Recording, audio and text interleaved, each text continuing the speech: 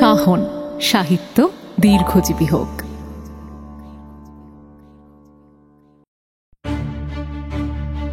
সাহিত্যের বিভিন্ন আঙিনা থেকে বাছাই করে নিয়ে আসা কিছু মণি মাণিক্য দিয়ে তৈরি আপনাদের প্রিয় কাহন। হাই, আমি অপরূপা।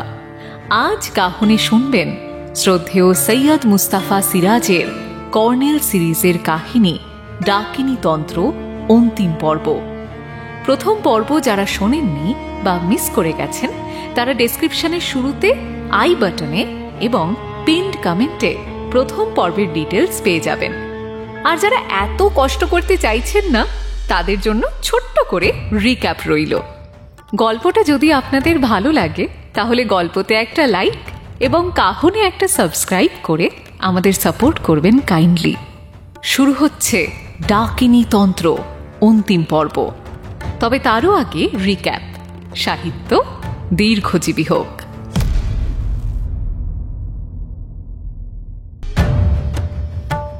সুদর্শন নামে এক বায়োকেমিস্ট জয়ন্তর ডাইনি সংক্রান্ত রিপোর্ট পড়ে তার অফিসে আসে এবং জানায় তার স্ত্রী একজন ডাকিনী।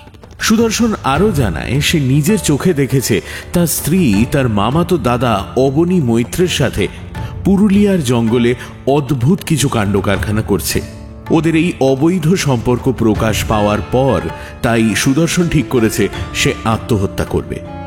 কর্নেল জয়ন্তকে নিয়ে পরদিন সান্যাল বাড়ি যান এবং ওদের সামনেই কাপের কফি রক্তে পরিণত করে সুদর্শনের স্ত্রী গোপা তার ডাকিনী ক্ষমতার পরিচয় দেয়। সুদর্শন কর্নেলকে জানায় সে আত্মহত্যা করতে চায় কিন্তু করতে পারছে না তার স্ত্রীর জন্য। তার স্ত্রী সবসময় ডাকিনী ক্ষমতা প্রয়োগ করে তার উপর লক্ষ্য রাখছে। এর পরের দিন সুদর্শন আত্মহত্যা করে। কর্নেলের ধারণা ওকে খুন করা হয়েছে। কর্নেল গোপাকে জানায় তার জীবন বিপন্ন। তান্ত্রিক অবনী মৈত্র কর্নেলকে বলে স্বামী ব্রহ্মানন্দের আশ্রমে সুদর্শন প্রায়ই যেত। সুদর্শনকে দিয়ে প্রপার্টি নিজের নামে লিখিয়ে উনি ওকে আত্মহত্যায় প্ররোচনা দিয়েছেন। এদিকে গোপা হঠাৎ কর্নেলের বাড়িতে এসে জানায় তাকে কেউ খুন করতে চাইছে। কর্নেল ওকে বলেন সুদর্শনের বাবা সদানন্দ একটা নতুন ধরনের মাদক তৈরি করেছিল, তার ফর্মুলাটা গোপার কাছে আছে কিনা।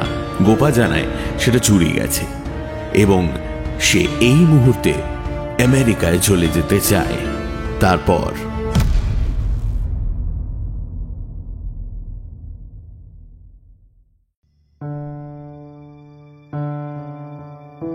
সেদিন আমাদের আর চণ্ডীতলা আশ্রমে যাওয়া হলো না। গোপাকে ইন্ডিয়ান এয়ারলাইন্সের একটা সান্ধ্য ফ্লাইটে দিল্লি এবং দিল্লি থেকে প্যানামের জাম্বো জেটে করাচি, ফ্র্যাঙ্কফুর্ট, হিথ্রো হয়ে শিকাগো পৌঁছানোর ব্যবস্থা করে দিলেন কর্নেল। দমদম এয়ারপোর্ট থেকে কর্নেলের অ্যাপার্টমেন্টে পৌঁছতে রাত 8টা বেজে গেল। ষষ্ঠীচরণ বলল, সেই মেয়ে ছেলেটা দুবার ফোন করেছিল, কি যেন নামটা? কে? অপর্ণা রায়? হ্যাঁ, আগে আগে তাই বটে। পেটে আসছিল, মুখে আসছিল না। কর্নেল চোখ কটমটিয়ে বললেন, কফি। ষষ্ঠী অমনি চলে গেল। সোফায় বসে বললাম, বস, দিনটা যা গেল। না, এখনো যায়নি, কফি খেয়ে বেরোবো বলে কর্নেল টেলিফোন তুলে ডায়াল করতে থাকলেন। আবার বেরোবেন নাকি? কোথায়? কর্নেল ফোনে মন দিলেন। হ্যালো, অপর্ণা আছে? আমার নাম কর্নেল নীলাদ্রি সরকার। ও, আপনি কি অপর্ণার মা বলছেন? আচ্ছা আচ্ছা আচ্ছা, কখন বেরিয়েছে? আচ্ছা আচ্ছা, ঠিক আছে, ফিরলে বলবেন আমার কথা। ফোন রেখে কর্নেল তার ইজি চেয়ারে বসলেন। বললেন, গোপাকে যারা সদানন্দবাবুর ফর্মুলা হাতাতে পাঠিয়েছিল তারা নিঃসন্দেহে নার্কোটিক্সের কারবারি। ব্ল্যাকমেরি অকাল্ট অ্যাসোসিয়েশন তাদের মুখোশ। সদানন্দবাবুর মার্কিন ড্রাগ কারবারিদের সঙ্গে যোগাযোগের কথা পুলিশ রেকর্ডে আছে। ষষ্ঠী কফি রেখে গেল। কফি খেতে খেতে বললাম, কিন্তু গোপার ডাকিনী বিদ্যার নমুনা দেখে তো তাক লেগে গেছে। হঠাৎ সুগন্ধ, গোলাপ কুঁড়ি, কফির কাপে রক্ত। আপনি অলৌকিক শক্তি বলছিলেন বটে, কিন্তু কোশমিনকালে আপনার অলৌকিক শক্তিতে বিশ্বাসের কথা আমি শুনিনি। ব্যাপারটা ম্যাজিক ছাড়া আর কিছুই নয়, জানেন। কোনো বায়োকেমিস্ট যদি ডাকিনী বিদ্যার চর্চা করে, তাহলে সে অদ্ভুত অদ্ভুত কাণ্ড ঘটিয়ে মানুষকে তাক লাগিয়ে দিতে পারে। গোপা একজন বায়োকেমিস্ট। বলে কফিতে শেষ চুমুক দিয়ে উনি চুরুট ধরালেন। তারপর হাত বাড়িয়ে টেলিফোনে ডায়াল করলেন। একটু পরে বললেন, সান্যাল বাড়িতে রিং হয়ে যাচ্ছে, কেউ ধরছে না। অবশ্য ভবতারুণ নিচের ঘরে থাকে, টেলিফোন আছে ওপরে সুদর্শনের ঘরে। হ্যালো, হ্যালো, হ্যাঁ আমি কর্নেল নীলাদ্রি সরকার বলছি। হ্যাঁ, ভবতারুণ পালিয়েছে? কি করে বুঝলেন? ওর ঘরে হ্যাঁ তালাবন্ধ থাকতেই পারে, হয়তো কোথাও গেছে। না, গোপার খবর জানি না আমি। ঠিক ঠিক, আপনার সঙ্গে একমত। সে কি মশাই, আপনি তো তান্ত্রিক মানুষ, আপনার ভয় কিসের? আচ্ছা আচ্ছা, আপনি অপেক্ষা করুন, আমরা যাচ্ছি। না না না না, থানায় জানাবার মতো কিছু নয়, আমি যাচ্ছি। কর্নেল টেলিফোন রেখে ব্যস্তভাবে উঠে পড়লেন। জিজ্ঞেস করলাম, কি হয়েছে? অবনীবাবু কি বলছে? ওকে টেলিফোনে কেউ হুমকি দিয়েছে, বাড়ি ছেড়ে না গেলে বডি গঙ্গায় ভাসিয়ে দেবে। আশ্চর্য তো। ভবতারণের ঘরে তালা বন্ধ। অবনীর ধারণা সেই সুযোগে সুদর্শনের টাকা করি হাতিয়ে কেটে পড়েছে। চলো বেরিয়ে পড়া যাক।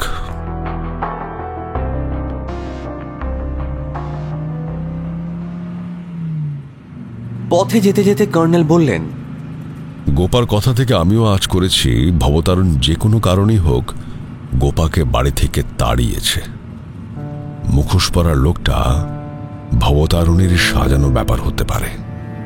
কিন্তু ভবতারণ কেন এ কাজ করলো? জানি না। ইচ্ছে ছিল অ্যাডভোকেট শিবপদবাবুর বাড়ি যাব, রাত 9টার পর ওকে ফ্রি পাব। আগে তান্ত্রিক সকাশেই যাওয়া যাক। সুদর্শনের ল্যাবটা আরেকবার পরীক্ষা করে দেখতে চাই। এলাকা জুড়ে লোডশেডিং। গেটে টর্চ আর ত্রিশূল হাতে দাঁড়িয়েছিল তান্ত্রিক। গেট খুলে দিল। আমাদের গাড়ি পোর্টিকোর তলায় গেলে ফিরে এলো। চাপা স্বরে বলল, তালা এঁটে দিলাম। সিঁড়ির ওপর বসার ঘরের দরজাতে তালা আটকানো। খুলে দিল। ভেতরে টেবিলের ওপর একটা হ্যারিকেন জ্বলছিল। দরজা ভেতর থেকে এঁটে বলল, উপরে চলুন। আগে সুদর্শনের ল্যাবে যেতে চাই। আগে আলো আসুক, ততক্ষণ না হয় আমার ঘরে। না অবনী বাবু, আমার মাথায় একটা খটকা ঢুকেছে। আমার এই স্বভাব, যতক্ষণ না সেটা ঘোচাতে পারছি ততক্ষণ আপনার কথায় মন দিতে পারবো না। তান্ত্রিক হ্যারিকেনটা আমাকে ধরতে দিল। আমার গা ছমছম করছিল। গঙ্গার ধারে এই পুরনো বাড়ি যেন অন্ধকারে হিংস্র হয়ে উঠেছে। সুদর্শনের ঘরেও তালা আটকানো ছিল। তালা খুলে দিল তান্ত্রিক। আমরা ভেতরে ঢুকলাম। কর্নেল ঘরের ভেতরটা দেখে নিয়ে খাটের কাছে গেলেন। তারপর বেড কভার তুলে বালিশ সরালেন। কি করছেন হ্যারিকেনের আলোয় স্পষ্ট দেখা যাচ্ছিল না। তারপর উনি পকেট থেকে খুদে টর্চ বের করে সোজা পর্দা তুলে ল্যাবে ঢুকে গেলেন। অবনী হ্যারিকেনটা আমাকে টেবিলে রাখতে বলল। তারপর ভেতর থেকে দরজা এঁটে চাপা স্বরে বলল, সাবধানের মার নেই। তবে এই ত্রিশূলটা দেখছেন তো, এটা সাংঘাতিক পাওয়ারফুল। ল্যাব থেকে কর্নেল বেরিয়ে এলেন। অবনী বলল, কি দেখলেন? ও ঘরের নিচের তলার ঘর কি কাকে ভাড়া দেওয়া হয়েছে? হ্যাঁ, কমাস আগে ওই ভকত বাবুকে ভাড়া দিয়েছি। একদিন খালি পড়েছিল। ভকত বাবু ও ঘরে গোডাউন করেছেন, রঙের পিপে রাখেন। পিসেমশাইয়ের আমলে নিচের ওই ঘরটাই ছিল বসার ঘর। ল্যাবের যে দরজাটা সকালে বাথরুমের দরজা মনে করেছিলাম, সেটা তালা আটকানো আছে। কেন যে তখন মাথা এলো না যে বাথরুম হলে তালা বন্ধ থাকবে কেন? ওটা হলো গে নিচের ঘরে নামার সিঁড়ি।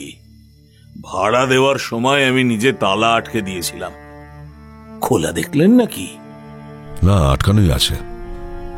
তবু আপনি দেখে আসুন সেই তালাটা নাকি। তান্ত্রিক সবেগে ঢুকে গেল, আমরাও ঢুকলাম। তান্ত্রিক দরজার তালা টেনে দেখে বলল, একই অবস্থায় আছে, একই তালা। চাবি তো আপনার কাছে আছে, তাই না? খুলবো নাকি? তবে ভকত বাবু টের পেলে চেঁচামেচি করতে পারেন। তাহলে সাবধানে খুলুন। অবনী তালা খুলল, তারপর দরজা ঠেলল, কিন্তু দরজা খুলল না। সে বলল, সিঁড়ির মাথা পর্যন্ত রঙের পিপে বোঝাই করা আছে, কিংবা এমনও হতে পারে কখনো উনি নিজেই আমার অজান্তে ওদিকে 2 চৌকাঠে একটা কাঠে পেরেক ঠুকে দরজা সিল করে দিয়েছেন। দিনের বেলা খোঁজ নেব ক্ষণ। মহা ঘুঘুলোক মশাই, রঙের পিপে আমি কিংবা ভবা চুরি করতে পারি ভেবে এই কম্মটি করে রেখেছেন নিশ্চয়ই। সুদর্শনের ঘর থেকে বেরিয়ে অবনী তালা আটল, তারপর বলল, আসুন আসুন আসুন, আমার ঘরে বসবেন, আসুন। যেতে যেতে কর্নেল বললেন, মর্গের থেকে সুদর্শনের বডি কখন ফেরত পেলেন? বিকেলে, কাছেই তো নিমতলা। 7:30টার মধ্যে দাহক্রিয়া শেষ। আমি বাড়ি ফিরে দেখি তখনও ভবার পাত্তা নেই। তারপর উড়ো ফোনে হুমকি। গোপা যে ঘরে থাকত তার পাশেই অবনীর ঘর। দরজা খুলতেই ধূপধুনোর কড়া গন্ধ ভেসে এলো। অবনী আমার হাত থেকে হ্যারিকেন নিয়ে ঘরে ঢুকল, বলল, আসুন আসুন আসুন, এই হলো গে আমার ডেরা। বাঁদিকে একটা জলচৌকিতে সম্ভবত নকল বাঘছালের আসন পাতা, নিচে প্রকাণ্ড ধূপদানি। আসনের একপাশে মরার খুলি, পেছনে মা কালীর বিশাল পোর্ট্রেট। তার পেছনে বইয়ের র্যাক পুরনো জীর্ণ বইয়ে ঠাসা। একটা কমণ্ডলুও দেখতে পেলাম। ঘরের অন্য পাশে মেঝেই পরিপাটি সুদৃশ্য গৈরিক বেড কভারে ঢাকা বিছানা পাতা আছে। তান্ত্রিক পশ্চিমের দরজা খুলে দিল, বলল,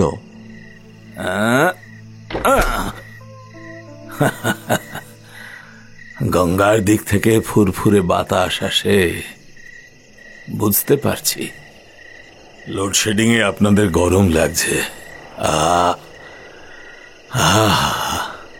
দেখুন কেমন সুন্দর বাতাস আসছে।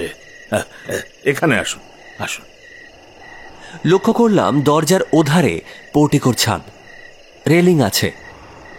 সেখানে গিয়ে 2টো চেয়ার দেখে বুঝলাম গোপা এবং অবনী এখানে রাত্রে বসে থাকত। কর্নেল একটা চেয়ারে বসলেন, আমি অন্যটায় বসলাম। অবনী রেলিংয়ে ঝুঁকে টর্চের আলো ফেলে প্রাঙ্গণ এবং মন্দির পর্যন্ত দেখে নিল। তারপর চাপা স্বরে বলল, আপনি টেলিফোন না করলে আমি কিন্তু থানায় যেতাম। বললাম, আপনার ত্রিশূল থাকতে থানায় কেন? ত্রিশূল তো আছেই মশাই, তাহলেও আইন বলে কথা। তাই না, তাই না কর্নেল সাহেব? হ্যাঁ, তাছাড়া আইনও তো আপনি উইলের ট্রাস্টি। অবনীর কণ্ঠস্বর বদলে গেছে। ক্ষমা চাইছি কর্নেল সাহেব, ক্ষমা চাইছি। ওই একটাই মিথ্যা কথা বলেছি, বাদবাকি সব সত্যি। উইলের ট্রাস্টি অ্যাডভোকেট শিবপদ ঘোষ জানেন আপনি? ভগৎবাবু বলছিলেন উনি নাকি উইলের একজন সাক্ষী। হ্যাঁ, আমার সন্দেহ ওই বেটার ছেলেই উড়ো ফোনে আমাকে হুমকি দিয়েছে। ওই বাড়িটা ছলে বলে দখল করতে চায়। আচ্ছা অবনীবাবু, ভাড়াটেদের কাছে মাসে মোট কত টাকা পান আপনি? আমি আমি মাত্র 1000 টাকা পাই, বাকি 2000 শিবু উকিল ব্যাংকে নাকি জমা রাখে। তাহলে খুলেই বলি, ভকত বাবু 500, তারক মুদির 150, রামবহাল ভুজাওয়ালার 50, হাবুল স্টেশনারি স্টোরসের 200, এই আমি পাই। শিবু উকিল এই ব্যবস্থা করে দিয়েছে, বাকি ভাড়াটেরা তাকেই টাকা দেয়। নিয়মিত আপনার শেয়ার আপনি পান? না, ভাড়া আদায় বড্ড ঝামেলার কাজ। ওই শিবু উকিলের কাছ থেকে আমার শেয়ারের ভাড়াটেদের 1 তারিখে রসিদ এনে রাখি, আদায় করতে মশাই রক্ত জল হয়ে যায়। এদিকে দেখুন, ভবা মাসে 500 করে শিবু উকিলের কাছ থেকে নিয়ে আসে। নেহাত মায়ের মন্দিরে সেবার জন্য এখানে পড়ে আছি, চলে গেলে মা রুষ্ট হবেন। মন্দিরে মায়ের সামনে ধ্যানে বসলেই শুনি মা বলছেন, অবু আমাকে ছেড়ে যেন চলে যাস না। তাই আছি মশাই, বুঝলেন, শুধু তাই আছি। বুঝলাম, কিন্তু মায়ের সেবার খরচের টাকা কি শিববাবু দেন না? না না না না না না না, বলে ওই 1000 টাকা থেকেই সব হয়ে যাবে। শুধু বাৎসরিক পুজোর সময় উইলের শর্ত অনুসারে শিবু উকিল নিজে সব ব্যবস্থা করে। ধুমধাম হয়, আলো টালো মাইক, কিন্তু তখন আমি কে? পাড়ার মাস্তানরা এসে জোটে, তখন তো তারাই সব। মূর্তি কি পাথরের? আগে পিসে মশাইয়ের ঠাকুরদা গঙ্গায় স্নান করতে গিয়ে মাকে পেয়েছিলেন। এই তো আলো এসে গেছে, বসুন বসুন, দেখি গোপাল ঘরে কফির প্যাকেট পাই নাকি। ও তো সব নিয়ে গেছে, কফি না পেলে তখন না হয় চা খাওয়াবো। চলুন গোপাল ঘরটা একটু দেখি। অবনী পাশের ঘরের দরজা খুলল। সেই ঘরে ঢুকতেই ঝাঁঝালো সুগন্ধ টের পেলাম। জানালা বন্ধ ছিল। সুইচ টিপে আলো জ্বালল অবনী। করিডোরের দিকের দরজা বাইরে থেকে আটকানো দেখেছি। ঘরের ভেতর একটা খাট, খাটে শুধু ম্যাট্রেস আছে, চাদর নেই। ড্রেসিং টেবিল আছে, কোনো প্রসাধনী নেই। ওয়ার্ড্রোব হাট করে খোলা। মেঝে একটা সুন্দর গালিচা পাতা আছে। অবনী বলল, সব নিয়ে গেছে, শুধু কার্পেটটি বাদে। কার্পেটটা গোপা এনেছিল? আগে হ্যাঁ। কর্নেল ঘরের ভেতরটা খুঁটিয়ে দেখার পর আসতে বললেন, অবনীবাবু, যদি কিছু মনে না করেন একটা কথা জিজ্ঞেস করব? স্বচ্ছন্দে। সুদর্শন আমাকে বলেছিল সে গোপার সঙ্গে আপনাকে নাকি...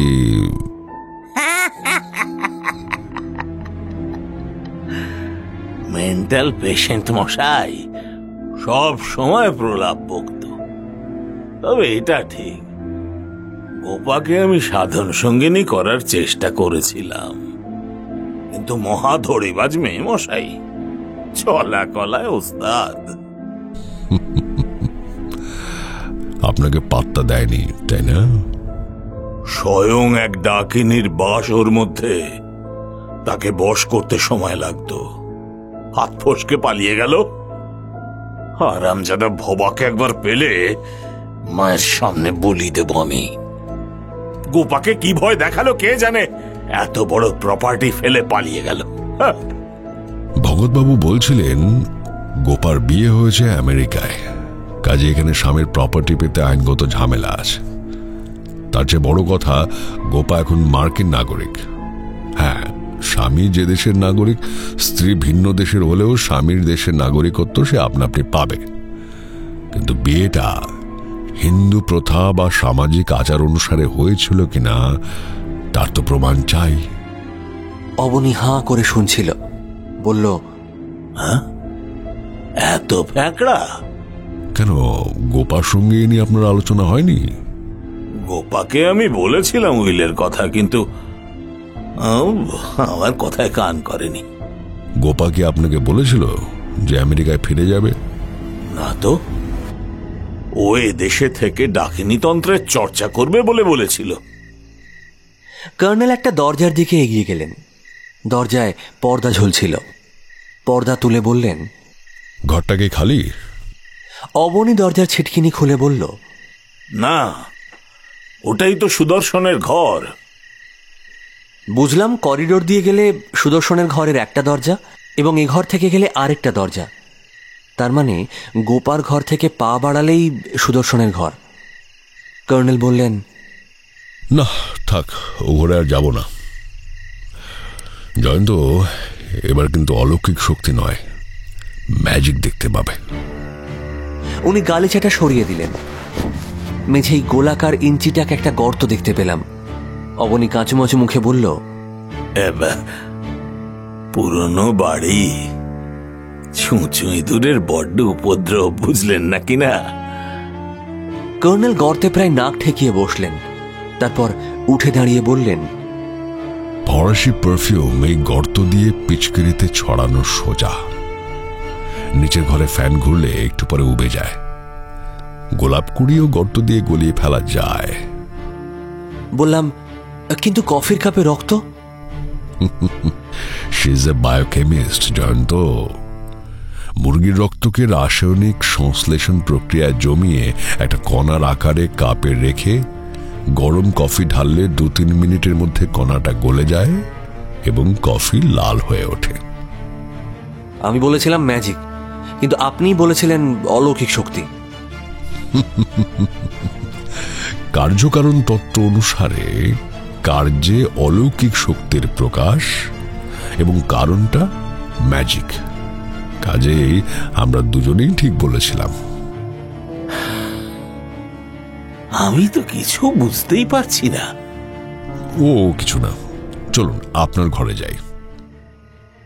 এবার তান্ত্রিক পোর্টিকোর ছাদ থেকে চেয়ার দুটো ঘরে নিয়ে এলো, ফ্যান চালিয়ে দিল। আমরা চেয়ারে বসলাম। সে বলল, তাহলে 2 কাপ চা করে আনি কর্নেল সাহেব? না থাক থাক, আপনাকে আর কষ্ট করতে হবে না। এখন প্রায় 10:30 বাজে। একটা প্রশ্ন করে আমরা উঠব। হ্যাঁ বলুন। সুদর্শনের মা করুণাময়ী কোথায় আছেন সেটা তো আপনার জানার কথা।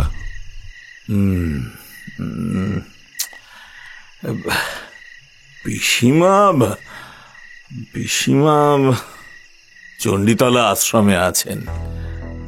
আমার পিসে মশাই খুব বাজে লোক ছিলেন মশাই, ফ্যামিলির স্ক্যান্ডাল রটাতে নেই। তবে পিসিমাও ভুল করেছেন।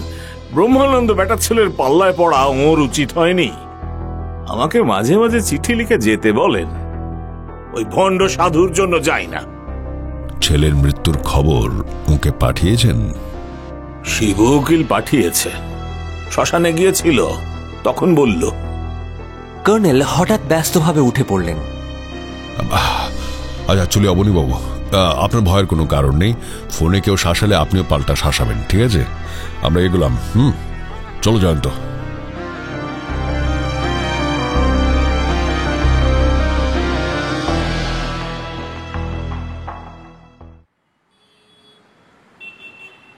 ঘিঞ্জি ট্রাম রাস্তার দুধারে দোকানপাট এত রাত্রে বন্ধ। একটা পান সিগারেটের দোকানে জিজ্ঞেস করে অ্যাডভোকেট শিবপদ ঘোষের বাড়ির খোঁজ পাওয়া গেল। হর্নের শব্দে দারোয়ান যেভাবে শশব্যস্ত হয়ে গেট খুলে দিল, বুঝলাম শাঁসালো মক্কেলদের জন্য উকিলবাবুর দরজা সর্বদা অবারিত থাকে এবং অনেক রাত্রি পর্যন্ত মক্কেল আসে। কর্নেল ড্যাশবোর্ডের আলোয় একটা কাগজ পড়ছিলেন, পকেটে রেখে দিলেন। কৌতূহলটা থেকেই গেল। গাড়ি লনে পৌঁছতে লক্ষ্য করলাম এখনো মক্কেলদের ভিড় জমে আছে। বারান্দায় একজন ধুতি পাঞ্জাবি পরা লোককে ঘিরে জনাতিন মক্কেল জটলা করছে। আমাদের দেখে সেই লোকটি তাদের তক্ষুনি বিদায় দিয়ে সম্ভাষণ করলেন। ঘরটা প্রশস্ত, আইনের বইয়ে ঠাসা অনেকগুলো আলমারি দেওয়াল ঘেঁষে দাঁড় করানো, কার্পেট ঢাকা মেঝে এবং সারবন্দি অগণতি গদিয়াঁটা চেয়ার। কয়েকজন অবাঙালি ভদ্রলোক বসে আছেন। নামি ডাক্তারের চেম্বারে যেন রোগীরা উদ্বিগ্ন মুখে অপেক্ষা করছেন। ওপাশে একটা ঘরে অফিস দেখা যাচ্ছিল। সে ঘরেও এত রাত্রে কর্মব্যস্ততা। ধুতি পাঞ্জাবি পরা ভদ্রলোক সম্ভবত উকিলবাবুর ক্লার্ক, চলতি কথায় যাদের মুহুরিবাবু বলা হয়। অমায়িক হেসে বললেন, একটুখানি বসতে হবে স্যার। কর্নেল তার নেম কার্ড দিয়ে বললেন, কার্ডটা দিয়ে আসুন, আমরা অনেক দূর থেকে আসছি। ভদ্রলোক অফিস ঘরে ঢুকে গেলেন এবং প্রায় সঙ্গে সঙ্গেই ফিরে এসে বললেন, আসুন। অফিস ঘরের একধারে পার্টিশন করা চেম্বার, ভেতরে বেঁটে খাটো মোটাসোটা মধ্যবয়সী গুঁফো এবং রাশভারী চেহারার অ্যাডভোকেট প্রায় সিংহাসন সদৃশ একটা আসনে বসেছিলেন। সামনে বিশাল সেক্রেটারিয়েট টেবিল। উঠে দাঁড়িয়ে তিনি গম্ভীর মুখে নমস্কার করে বললেন, বসুন। আপনারা আসবেন আমি জানতাম, জানতেন? কিন্তু আমি কিছুতেই বুঝতে পারছি না যে সুদর্শন ঠিক কেন প্রাইভেট ডিটেকটিভ লাগিয়েছিল। সরি মিস্টার ঘোষ, আমি প্রাইভেট ডিটেকটিভ নই। আমার সঙ্গীর পরিচয় দিই, ইনি জয়ন্ত চৌধুরী, দৈনিক। জানি আপনাদের দুজনেরই পরিচয় আমার কাছে অজানা নয়। আচ্ছা, অবনীবাবুর কাছে জেনেছেন? শিববাবু সে কথার জবাব না দিয়ে বললেন, সুদর্শন সুইসাইড করে, হি ইজ মার্ডার্ড, এই নাকি আপনার ধারণা? বেশ, আপনি নিশ্চয়ই তেমন কোনো প্রমাণ পেয়েছেন। বেশ, তো পেয়ে থাকলে বলুন, একজন লয়ার হিসেবে আমি লিগ্যাল স্টেপ নেব। মিস্টার ঘোষ, আমি সদানন্দবাবুর উইল সম্পর্কে জানতে এসেছি, কারণ আপনি নাকি উইলের শর্ত অনুসারে সম্পত্তির ট্রাস্টি। হ্যাঁ, আমি ট্রাস্টি। বলুন, আর কি জানতে চান? সুদর্শনের অবর্তমানে সম্পত্তি কে পাবে? তার স্ত্রী। স্ত্রী না থাকলে চণ্ডীতলা আশ্রম। তাহলে এখন সম্পত্তির মালিক সুদর্শনের স্ত্রী গোপা। গোপা যদি সম্পত্তি দাবি করে তাহলে তাকে আগে প্রমাণ করতে হবে যে সে সুদর্শনের স্ত্রী। কিন্তু সে তো হঠাৎ বাড়ি ছেড়ে চলে গেছে, তাকে ভবতারণ ভয় দেখিয়ে চলে যেতে বাধ্য করেছে। বলেন কি? তাহলে সুদর্শনের স্ত্রী কি এখন আপনার শেল্টারে আছে? না, আমেরিকায় ফিরে গেছে। তাই বুঝি? অ্যাডভোকেট আরো গম্ভীর হলেন। একটু পরে বললেন, আর কিছু জানতে চান? সুদর্শন আপনাকে বলেছিল যে সে সুইসাইড করবে, তাই না? ও আমেরিকা যাবার আগে থেকেই মেন্টাল পেশেন্ট। শিববাবু ঘড়ি দেখলেন। এনিওয়ে, আপনি যদি সত্যিই প্রমাণ পেয়ে থাকেন সুদর্শনকে কেউ বিষ খাইয়ে মেরেছে, তাহলেই আমি আপনার পাশে আছি। কি বিষ জানো? Potassium cyanide, mister Ghosh. হ্যাঁ, পোস্টমর্টেম রিপোর্ট আমি দেখেছি। ও বাড়িতে খুঁজলে হয়তো এখনো অনেক মারাত্মক বিষ বেরোবে। সদানন্দের ওষুধের কারখানা ছিল, তাছাড়া তার ছেলে বায়োকেমিস্ট ছিল, ছেলের বউও বায়োকেমিস্ট। মেয়েটা নাকি ডাকিনী বিদ্যারও খেল দেখাতো। ওদিকে অবুটাও তন্ত্রমন্ত্র নিয়ে থাকে। যত রাজ্যের পাগলের আখড়া। তবে আপনি বলছেন সুদর্শনকে মারা হয়েছে। কে মারবে? আর কেনই বা মারবে? ওর স্ত্রীকে সন্দেহ করা যেত, কিন্তু আপনি বলছেন সে আমেরিকা ফিরে গেছে। তাহলে এবার আপনিই বলুন, what is the motive of the murder? জানি না। আচ্ছা মিস্টার ঘোষ, এবার তাহলে প্রপার্টি আপনি আশ্রমের হাতে তুলে দেবেন? দিতে বাধ্য। সুদর্শনের বউ যখন আমেরিকা চলে গেছে বলছেন, তাহলে ধরে নেওয়া যায় যে লিগ্যাল ম্যারেজের প্রমাণ তার হাতে নেই। ভবতারণকে আপনি চণ্ডীতলা পাঠিয়েছেন কেন মিস্টার ঘোষ? আপনি প্রাইভেট ডিটেকটিভ, আপনার নজর রাখাটা স্বাভাবিক, কিন্তু ব্যাপারটা কি একটু খুলে বলুন তো। ভবতারণের সাহায্য নিয়ে গোপাকে ভয় দেখিয়ে তাড়ানো হয়েছে, পাছে গোপা প্রপার্টি দাবি করে। অ্যাডভোকেট বড় বড় চোখে তাকিয়ে বললেন, আপনি কি বলছেন আমি তো ঠিক বুঝতে পারছি না। হ্যাঁ মিস্টার ঘোষ, এবং কাজটা আপনিই করেছেন। প্রমাণ করতে পারবেন? প্রমাণ করা কঠিন নয় মিস্টার ঘোষ। আপনি চণ্ডীতলা আশ্রমের হাতে সদানন্দবাবুর প্রপার্টি তুলে দিতে ব্যস্ত হয়ে উঠেছেন। আশ্রম প্রপার্টির স্থাবর অংশ যাতে ভগৎজিকে জলের দরে বিক্রি করে তার ব্যবস্থা আপনি করে রেখেছেন।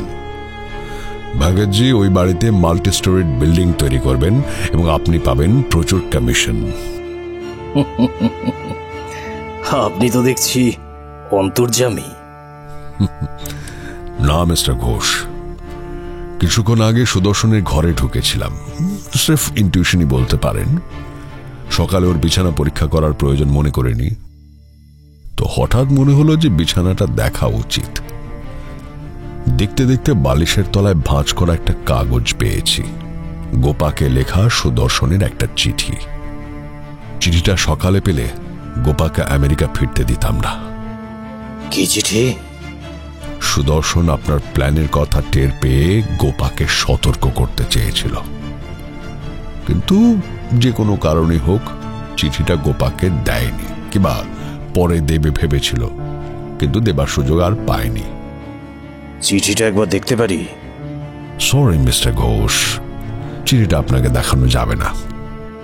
Don't forget that I M A legal expert. ওসব চিঠি পিঠি দিয়ে কিচ্ছু হবে না। যান, যা পারবেন করুন।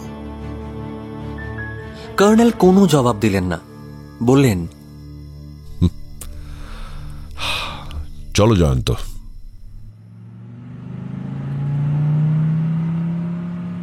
পথে যেতে যেতে বললাম, আমার কিন্তু অবাক লাগছে।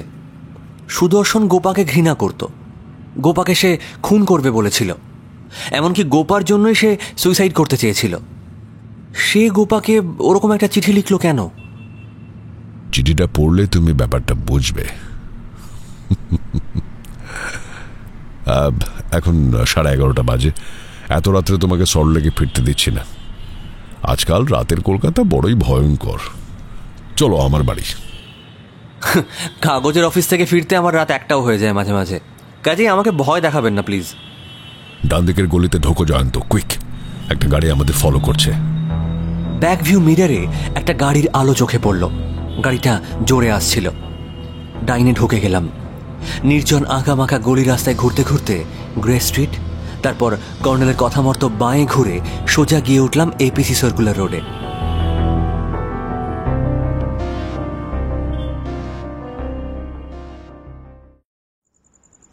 কর্নেলের বাড়িতে পৌঁছে বললাম, আচ্ছা গাড়িটা কি সত্যিই আমাদের ফলো করছিল?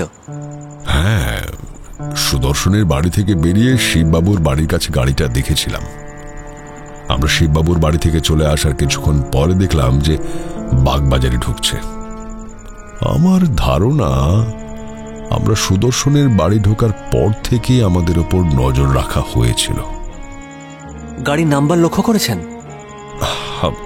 সঙ্গে বাইনোকুলার থাকলে নাম্বার দেখতে পেতাম, তবে গাড়িটা কালো অ্যাম্বাসেডর। যাই হোক, খিদে পেয়ে গেছে। ষষ্ঠী, আমরা খাবো এখন। সব রেডি বাবা মশাই।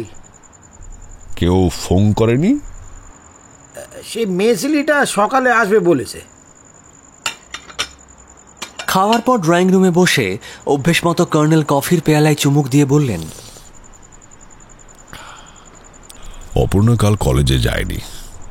কাল সুদর্শন তার কাছে গিয়েছিল, তারপর সে চণ্ডীতলা আশ্রমে গিয়েছিল। কৃষ্ণনগর থেকে কলকাতা আসার ট্রেন বা বাস প্রচুর। রাত 1টায় বাড়ি ফিরে চিঠিটা লিখেছিল। চিঠিটা দিন পড়ি। কর্নেল পকেট থেকে ভাঁজ করা একটা কাগজ বের করে আমাকে দিলেন। খুলে দেখি ইংরেজিতে লেখা একটা চিঠি। বাংলায় অনুবাদ করলে মোটামুটি এই দাঁড়ায়, গোপা, তোমাকে আমি ঘৃণা করি। ভেবেছিলাম তোমাকে আগে খুন করে তারপর আত্মহত্যা করব, কিন্তু তুমি ডাইনি। ডাইনিকে খুন করা সহজ নয়। কাজেই তোমাকে রেহাই দিলাম। তুমি বেঁচে থাকো, অবনীদার সঙ্গে তোমার অবৈধ সম্পর্ক বৈধ করে নিও। তবে তবে অবনীদা লোকটা কিন্তু ভালো নয় গোপা। তোমাকে বাবার যে গোপন ফাইলটা দিয়েছিলাম, অবনীদা টের পেলেই সেটা হাতাবে, কিংবা তোমাকে নিষিদ্ধ মাদক তৈরিতে প্ররোচিত করবে। তাই তোমার ভালোর জন্য ফাইলটা তোমার সুটকেস থেকে চুরি করেছি। আরেকটা কথা গোপা, আজ চণ্ডীতলা আশ্রমে মায়ের সঙ্গে দেখা করতে গিয়েছিলাম। মা আমাকে আসতে দিচ্ছিলেন না, জোর করে চলে এলাম। মা আমাকে সাবধান করে দিয়ে বলেছেন শিবু উকিল আর ভকতবাবু চক্রান্ত করেছে। আমি যেন তোমাকে নিয়ে শিগগির আমেরিকা ফিরে যাই, তাহলে বাড়িটা আশ্রমের দখলে আসবে না এবং ভকতজিও জলের দরে কিনতে পারবে না। স্বামী ব্রহ্মানন্দ নাকি সাদা সিধে মানুষ, ভকতজি তাঁকে ভক্তিতে নুইয়ে ফেলেছে। তাঁকে স্বামী ব্রহ্মানন্দ কথা দিয়েছেন বাড়িটা যদি আশ্রমের হাতে কোনোদিন আসে তাহলে ভকতজিকেই বেচে দেবেন। ভক্তের সঙ্গে দরাদরি আবার কি? ভকতজি মাত্র 50,000 টাকা দেবেন, অথচ বাড়িটার দাম খালি জমি সমেতে বাজারে অন্তত কয়েক লক্ষ টাকা। যাই হোক, আমি আত্মহত্যা করার কথাটা মায়ের মুখের দিকে তাকিয়ে বলতে পারিনি, কিন্তু আমি আত্মহত্যা তো করবই। তারপর তুমি আমার প্রপার্টির মালিক হবে, তাই তোমাকে সাবধান করে দেওয়া আমার কর্তব্য। না, আর বেশি কিছু লেখার ধৈর্য আমার নেই। তুমি ডাইনি, শিবু উকিল আর ভকতজিকে তুমি তোমার ডাইনি বিদ্যার জোরে জব্দ করতে পারবে। চিঠিটা পড়ে বুঝতে পারলাম এটা খুব তাড়াহুড়ো করে লেখা। তলায় সুদর্শন তারিখ দিয়ে সই করেছে, সময় রাত 3:15, তাও লিখেছে। বললাম, এ বদ্ধ পাগল। কর্নেল চিঠিটা আমার কাছ থেকে নিয়ে নিলেন, বললেন, বদ্ধ পাগল নয়, অসুখটা সম্ভবত স্কিজোফ্রেনিয়া। এসব মানসিক রোগীর কাছে বাস্তব অবাস্তবের সীমারেখা ঘুচে যায়। সে কি করছে তা অনেক সময় টেরই পায় না। হ্যালুসিনেশন বা ভুল দেখা এই অসুখের একটা লক্ষণ। তাছাড়া এদের কাছে বেঁচে থাকাটা অর্থহীন হয়ে পড়ে। কাজেই সুদর্শন কোনো এক সময় আত্মহত্যা করতই, কিন্তু খুনির তলসই ছিল না। দেখুন, শিববাবু এবং ভকতজি, আমার মনে হচ্ছে এই দুজনই ভবতারণকে দিয়ে খুন করিয়েছেন। না, মনে হচ্ছে না, আমি শিওর।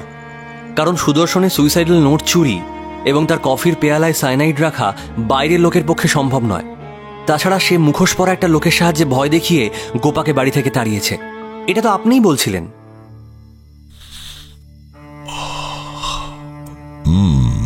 ভবতারণ এটা করেছে, শিববাবু এবং ভগতজির কথাতেই করেছে। উইল অনুসারে নাকি তার 500 টাকা মাসোহারা। তার মতো মানুষ ওদের কথায় দায়ে পড়ে এ কাজ করতেই পারে।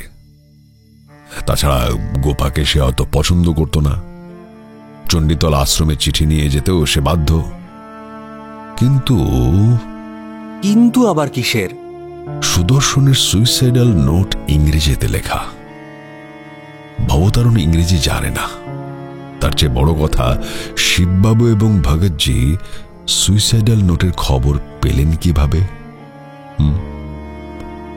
সুদর্শন সবাইকে বলে বেরিয়েছে সুইসাইড করবে, কিন্তু অলরেডি সেই চিঠিও লিখে রেখেছে। এমন কথা কি তার পক্ষে বলা সম্ভব? কোনো আত্মহত্যাকারী কি বলে বেড়ায় যে আত্মহত্যার চিঠিও লিখে ফেলেছে? কিন্তু সুদর্শনের মতো মানসিক রোগীর পক্ষে। তাহলে তোমাকে এবং গতকাল সকালে আমাকেও বলতো। মানসিক রোগী বলেই বাকি কথাটা বলা তার পক্ষে স্বাভাবিক ছিল। স্মরণ করো জয়ন্ত, কাল সকালে সে আমাদের সঙ্গে কথা বলার সময় ওই যা চিঠিটা বলে হঠাৎ সে ঘর থেকে বেরিয়ে গিয়েছিল। যদি চিঠিটা হারিয়ে গিয়ে থাকতো, সে হইচে বাঁধাতো। অন্তত গোপা জানতে পারত, গোপা আমাদের সে কথা বলতো। এ থেকে ধরে নিচ্ছি যে চিঠিটা সে লিখতে লিখতে উঠে এসেছিল, লেখার পর কোথাও লুকিয়ে রেখেছিল, সেখান থেকে কেউ চুরি করে। তো সুদর্শন নিশ্চয় টের পায়নি, পেলে সাবধান হয়ে যেত। এখানেই আসছে টাইমিং এর প্রশ্ন। সুদর্শন আত্মহত্যার নির্দিষ্ট সময় স্থির করেনি। এমনকি গত রাত্রে গোপাকে লেখা চিঠিতেও তার আভাস নেই। কিন্তু গোপাকে আপনি সন্দেহের তালিকা থেকে বাদ দিয়েছেন দেখছি। দিয়েছি, কারণ তার মিশন ছিল ভিন্ন। কয়েক লক্ষ টাকার প্রপার্টির চেয়ে সদানন্দবাবুর ফর্মুলার দাম তার কাছে অনেক বেশি। সুদর্শন তাকে ওটা দিয়েছিল। তার মৃত্যুর পর গোপা আবিষ্কার করেছে ওটা সুটকেসে নেই। তাহলে অবনী মৈত্র? হ্যাঁ, অবনী আমার সন্দেহের তালিকায় আছে। তার মোটিভ? দেখো, টাকার বিনিময়ে ভগৎজিকে সুইসাইডাল নোট সে বেচতেই পারে, কিন্তু তাকে কেউ টেলিফোনে নাকি ভয় দেখিয়েছে। কিন্তু এর কারণ কি?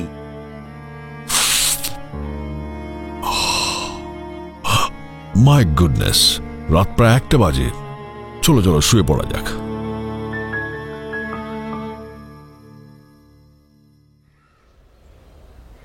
ভোরে উঠে কর্নেল বাড়ির ছাদে তার বিচিত্র শূন্যোদ্যান পরিচর্যায় যান। 8টায় নেমে আসেন। 8:30টায় ষষ্ঠীর ডাকে ঘুম ভাঙল। ষষ্ঠী মুচকি হেসে বলল, সেই মেয়ে ছেলেটা এসে দাদাবাবু। অপর্ণা রায়? আগে আপনি বাথরুম সেরে আসুন, কফি রেডি করি দিয়ে। কিছুক্ষণ পরে কফির পেয়ালা হাতে ড্রয়িং রুমে গেলাম। কর্নেল তার রীতি অনুসারে সম্ভাষণ করলেন। গুড মর্নিং জয়ন্ত, আশা করি সুনিদ্রা হয়েছে।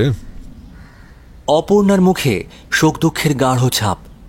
আস্তে আস্তে বলল, আমি উঠি কর্নেল সরকার, এখান থেকে শিয়ালদা চলে যাব। আজ কলেজে না গেলেই নয়। সে চলে যাওয়ার পর বললাম, অপর্ণা কি বলছে? সুদর্শন তাকে একটা ফাইল রাখতে দিয়ে এসেছিল, কিন্তু তা কিসের সেটা বুঝতে পারেনি অপর্ণা। নড়ে বসলাম। সেই ড্রাগ ফর্মুলার ফাইল? হ্যাঁ, সুদর্শন অপর্ণাকে বলেছিল পরে এক সময় সে ওটা ফেরত নেবে, তবে তারপর আত্মহত্যা সে করবেই। তাহলে দেখা যাচ্ছে যে সে আত্মহত্যা কোন সময় করবে এটা আগে ঠিক করেনি। হ্যাঁ, ঠিক ধরেছ। ফাইলটা কি এখনো অপর্ণার কাছে আছে? না, আমাকে দিয়ে গেল। বলে কর্নেল টেবিলের ড্রয়ার থেকে একটা ছোট্ট প্যাকেট বের করলেন। কাগজের মোড়ক খুলতেই একই সাইজের একটা ফাইল বেরোলো। কর্নেল বললেন, দেখো, বুঝতে পারো নাকি? ক্লিপে আটা এক গোছা পুরনো কাগজপত্র, ইংরেজিতে কিছু অজানা শব্দ লেখা এবং দুর্বোধ্য আঁকযোগ। পাতায় পাতায় নকশাও আছে। ফেরত দিয়ে বললাম, না, এক বর্ণও বুঝলাম না, তবে আপনি কিন্তু কোটিপতি হওয়ার এমন সুযোগ আর পাবেন না। কর্নেল গোমরা মুখে বললেন, না না না না, ফাইলটা এখনই পুড়িয়ে ফেলবো। এটা সাংঘাতিক বিষধর সাপ। চলো ছাদে গিয়ে এটা পোড়ানো যাক।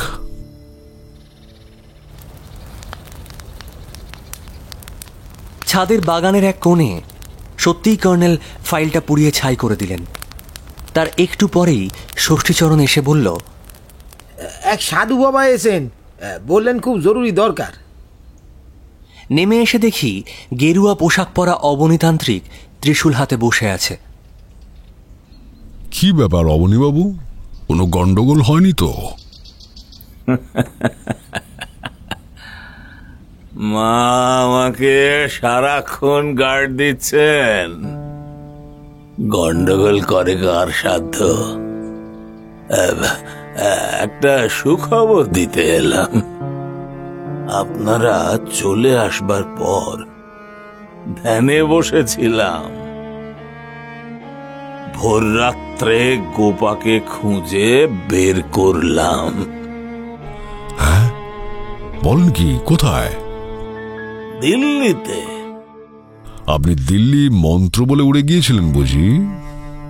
ধুর মশাই, তন্ত্রের আকর্ষণ। ট্রাঙ্ক কলে নিজেই সাড়া দিল, বলল আমেরিকা ফিরে যেতে চেয়েছিল, প্ল্যান ক্যান্সেল করেছে। আজ কিংবা কালই কলকাতায় আসছে। আমি যেন কথাটা আপনাকে জানিয়ে দিই। কর্নেল চোখ বুজে ইজি চেয়ারে হেলান দিয়ে বললেন, ভালো। ভবতারণের খোঁজ পাননি এখনো? পেয়েছি। বেটার ছেলে চণ্ডীতলা আশ্রমে গেছে। ধ্যানে খোঁজ পেলেন তাহলে? হ্যাঁ,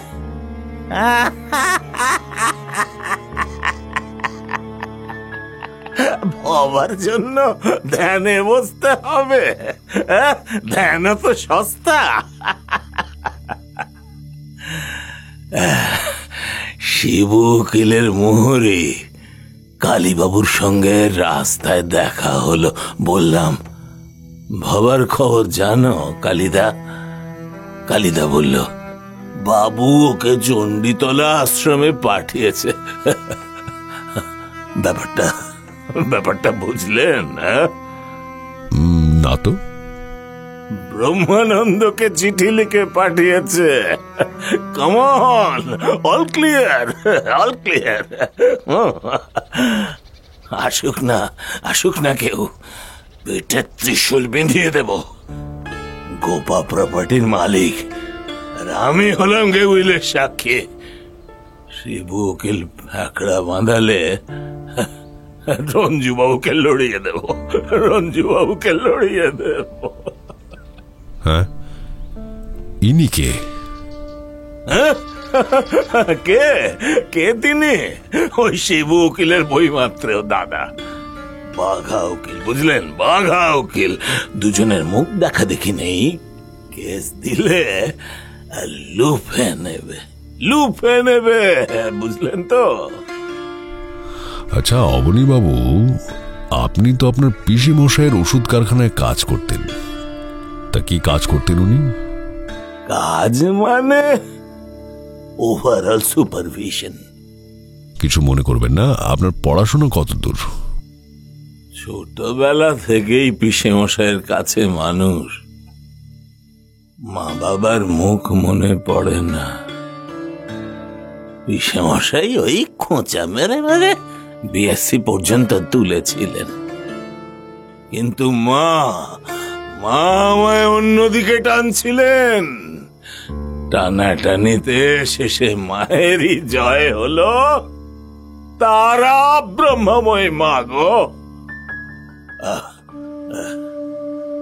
এবার উঠি মশাই, গঙ্গাচ্ছান করেই চলে এসেছি।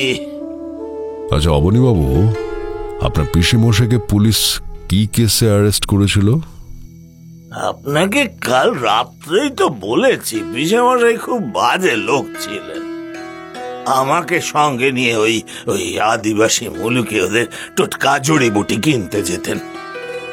তবে মাথা ছিল মশাই, বলতেই হবে, নোবেল প্রাইজ পাওয়া উচিত ছিল। কিন্তু পুলিশ কেন তাকে অ্যারেস্ট করেছিল? কেন করেছিল শুনুন। নিজের নামে উনি একটা ওষুধ তৈরি করেছিলেন, সদানন্দ বটিকা। সব কৌটোর গায়ে লেখা থাকতো স্নায়ু দৌর্বল্যের ওষুধ। আবার কিছু কিছু কৌটোর গায়ে লাল যুক্ত চিহ্ন থাকতো। সেগুলো কিন্তু সাংঘাতিক ড্রাগ। ওই মিলিয়ে মিশিয়ে কৌটোগুলো প্যাকেট ভর্তি চালান যেত দেশ বিদেশে। ব্যাস কেউ ব্যাপারটা ফাঁস করে দিল। অ্যান্টি ড্রাগ সেল থেকে অফিসাররা পুলিশ নিয়ে এসে পিসে মশাইকে পাকড়াও করলো। শেষে ওই শিবু উকিল বাঁচিয়ে দিয়েছিলেন। সেই ড্রাগের ফর্মুলা সম্পর্কে আপনি কিছু জানেন? না মশাই, আমার ওই ড্রাগ নিয়ে কোনো মাথা ব্যথা নেই। মায়ের কৃপায় এই কারণ বাড়ি যথেষ্ট। তবে আপনার কাছে লুকোবো না, রাত্রিবেলা বাবার সেবাও একটুখানি করি করি।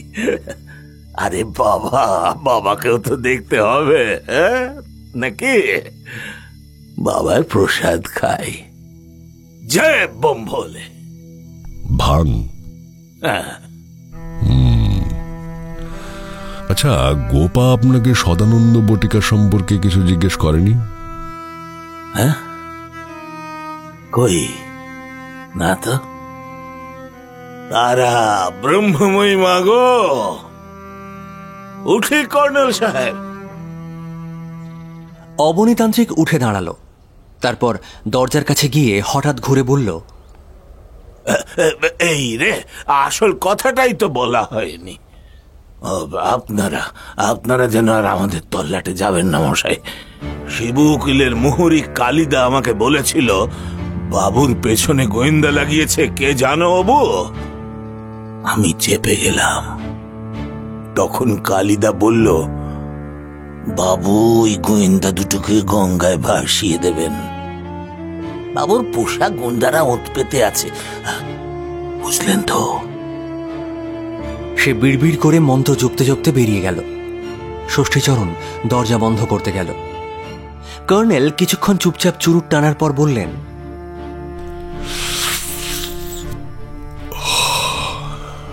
তাহলে গোপা ফিরে আসছে।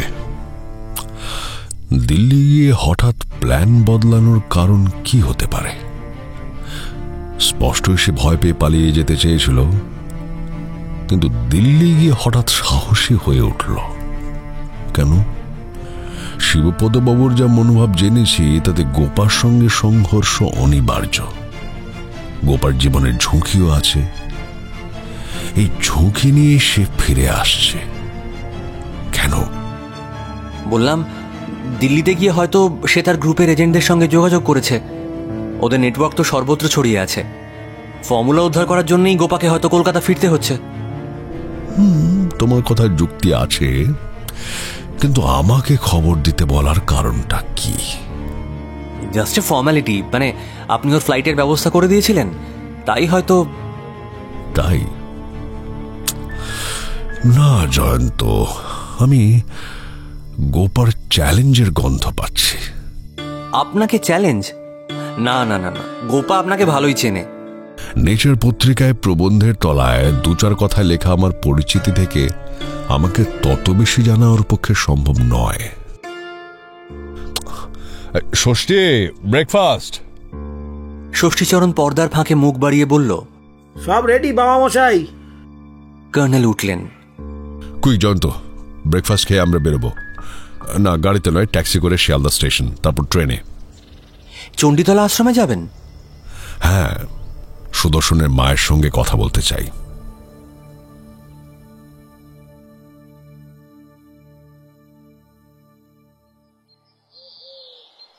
ট্রেনে কৃষ্ণনগর পৌঁছতে প্রায় 1:15 বেজে গিয়েছিল। একটা হোটেলে খেয়ে নিয়ে আমরা বাস স্টপেজে গেলাম। 3টের আগে বাস নেই, তাও বাস স্টপ থেকে নেমে নাকি প্রায় 1 কিলোমিটার হাঁটতে হবে। তার চেয়ে এক্কা গাড়ি ভালো, একেবারে আশ্রমে পৌঁছে দেবে। মোটে 6 কিলোমিটার দূরত্ব। কর্নেলের পোশাক ট্যুরিস্টের, মাথায় টুপি, কাঁধে কিট ব্যাগ এবং প্রজাপতি ধরা নেট, গলায় ঝুলন্ত বাইনাকুলার এবং ক্যামেরা। আমার পরনে শুধু প্যান্ট শার্ট। এক্কা গাড়ির কোচওয়ান মৌকা বুঝে 30 টাকা হাঁকল। রোগা টিংটিংয়ে টাট্টু ঘোড়া সম্ভবত কর্নেলের ওজনের চাপে কাহিল হয়ে যাচ্ছিল। বেহদ্দ পিচ রাস্তার পর মোরাম বিছানো রাস্তা, তার অবস্থাও শোচনীয়। তবে আশ্রম যাত্রীদের ভিড় দেখবার মতো। ওই এক চিলতে রাস্তায় কি কৌশলে আরও এক্কা, গরু মোষের গাড়ি, সাইকেল রিক্সা এবং প্রাইভেট কার পরস্পরকে পাশ কাটিয়ে যাচ্ছে, তাও দেখার মতো। সরকারি বনসৃজন প্রকল্পের রূপায়ণ, মৌসুমি ধানক্ষেত, ইটখোলা একটা ছোট্ট গ্রাম দেখতে দেখতে এগিয়ে যাচ্ছিলাম। তারপর অদূরে একটা নদীর বাঁক দেখা গেল। কর্নেল সারা পথ চোখে বাইনাকুলার রেখে পাখি দেখছিলেন। মাঝে মাঝে সাদা বক ছাড়া আমার চোখে আর কোনো পাখি পড়ল না। আশ্রমের গেটের সামনে দুধারে খলপা আর চটের ছাউনি দেওয়া কয়েকটা দোকান। ভিড় গিজগিজ করছে। এক্কা থেকে নেমে ভাড়া মিটিয়ে কর্নেল এগিয়ে গেলেন। জুতো পরে নাকি আশ্রমে ঢোকা যাবে না। কর্নেল গেটের প্রহরী একজন ভক্তকে জিজ্ঞেস করলেন, আশ্রমের স্কুল কোথায়? সে বলল, ওই ডান দিকে ঘুরে চলে যান। আশ্রমের পাঁচিল নিচু, কিন্তু পেরেক কাঁটাতারের বেড়া। ঘন গাছপালা দেখা যাচ্ছিল ভেতরে, সাথে মন্দির, নাট মন্দির, সারবন্দি কুটির এবং মাইকে সংকীর্তনও শোনা যাচ্ছিল। স্কুলের গেটটা ছোট, ভেতরে ফুল বাগিচা ঝলমল করছে। এদিকটা মোটামুটি শান্ত এবং নিরিবিলি। মাইকের আওয়াজ এদিকে না পৌঁছানোর কারণ দোতলা একটা লম্বা বাড়ি।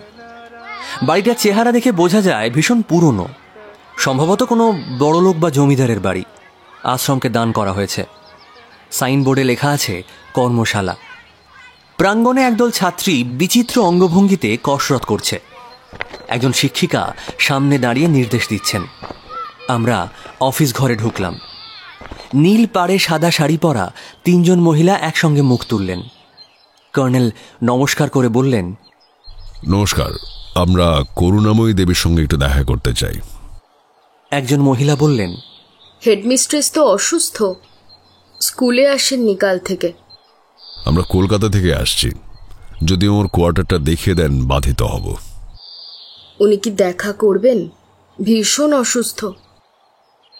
কর্নেল পকেট থেকে কার্ড বের করে বললেন, এই কার্ডটা ওকে দিলে আশা করি উনি দেখা করবেন।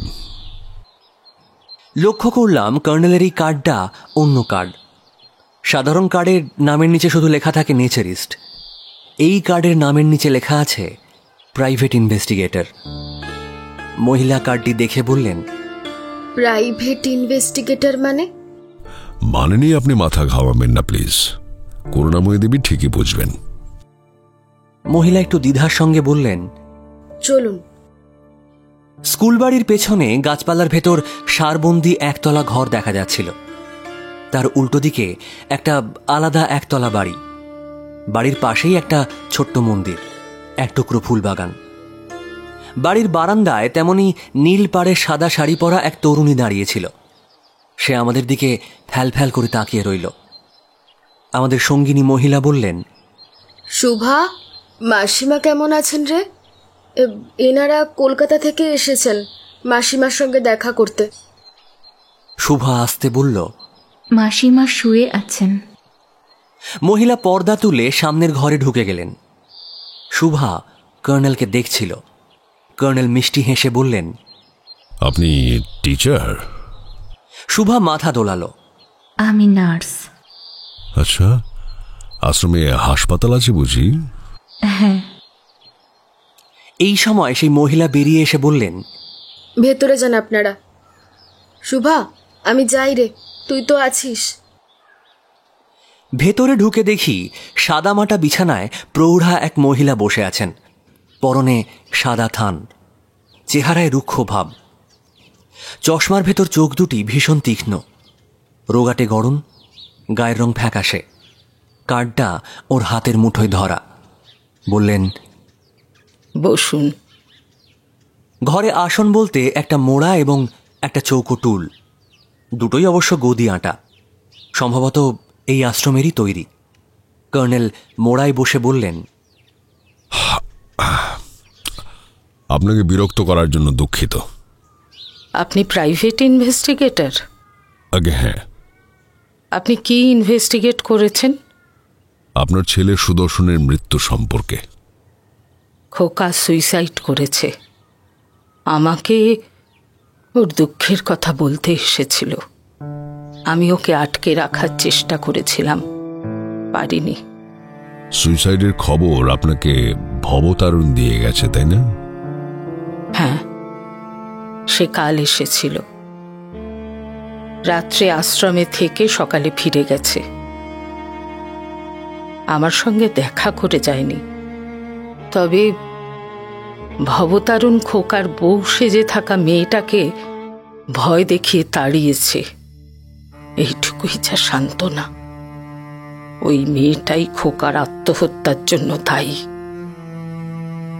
খোকা আমাকে বলেছিল, কিন্তু আমি কি করতে পারি? যাও বা পারতাম, সময় পেলাম না। খোকা বরাবর হঠকারী স্বভাবের ছেলে ছিল। আপনি সদানন্দ বাবুর উইলের কথা জানেন? গুরুজির কাছে শুনেছি। প্রপার্টি আপনাদের আশ্রম পাবে, তাই না? করুণাময়ী একটু চুপ করে থাকার পর বললেন, গুরুজিকে বলে রেখেছি ওই পাপের সম্পত্তি যেন না নেন। কর্নেল হাসলেন, বললেন, পাপের সম্পত্তি পুণ্যের কাজে লাগানো তো উচিত, তাই না? না, আমি গুরুজিকে বলেছি উনি ওই সম্পত্তি নিলে আমি আশ্রম ছেড়ে চলে যাব। গুরুজি কি বললেন? আমাকে ভেবে দেখতে 2 দিন সময় দিয়েছেন, কিন্তু আমার এক কথা। ক্ষমা করবেন, একটা ব্যক্তিগত প্রশ্ন করতে চাই আপনাকে। করুন।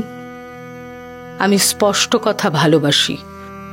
সদানন্দ বাবুর সঙ্গে আপনার লিগালি ডিভোর্স হয়েছিল কি? আমরা কোর্টে যাইনি। গুরুজির আদেশে আমাদের সেপারেশন হয়েছিল। খোকার মৃত্যুর সম্পর্কে আপনি তদন্ত করছেন কেন? কে আপনাকে তদন্তের ভার দিয়েছে?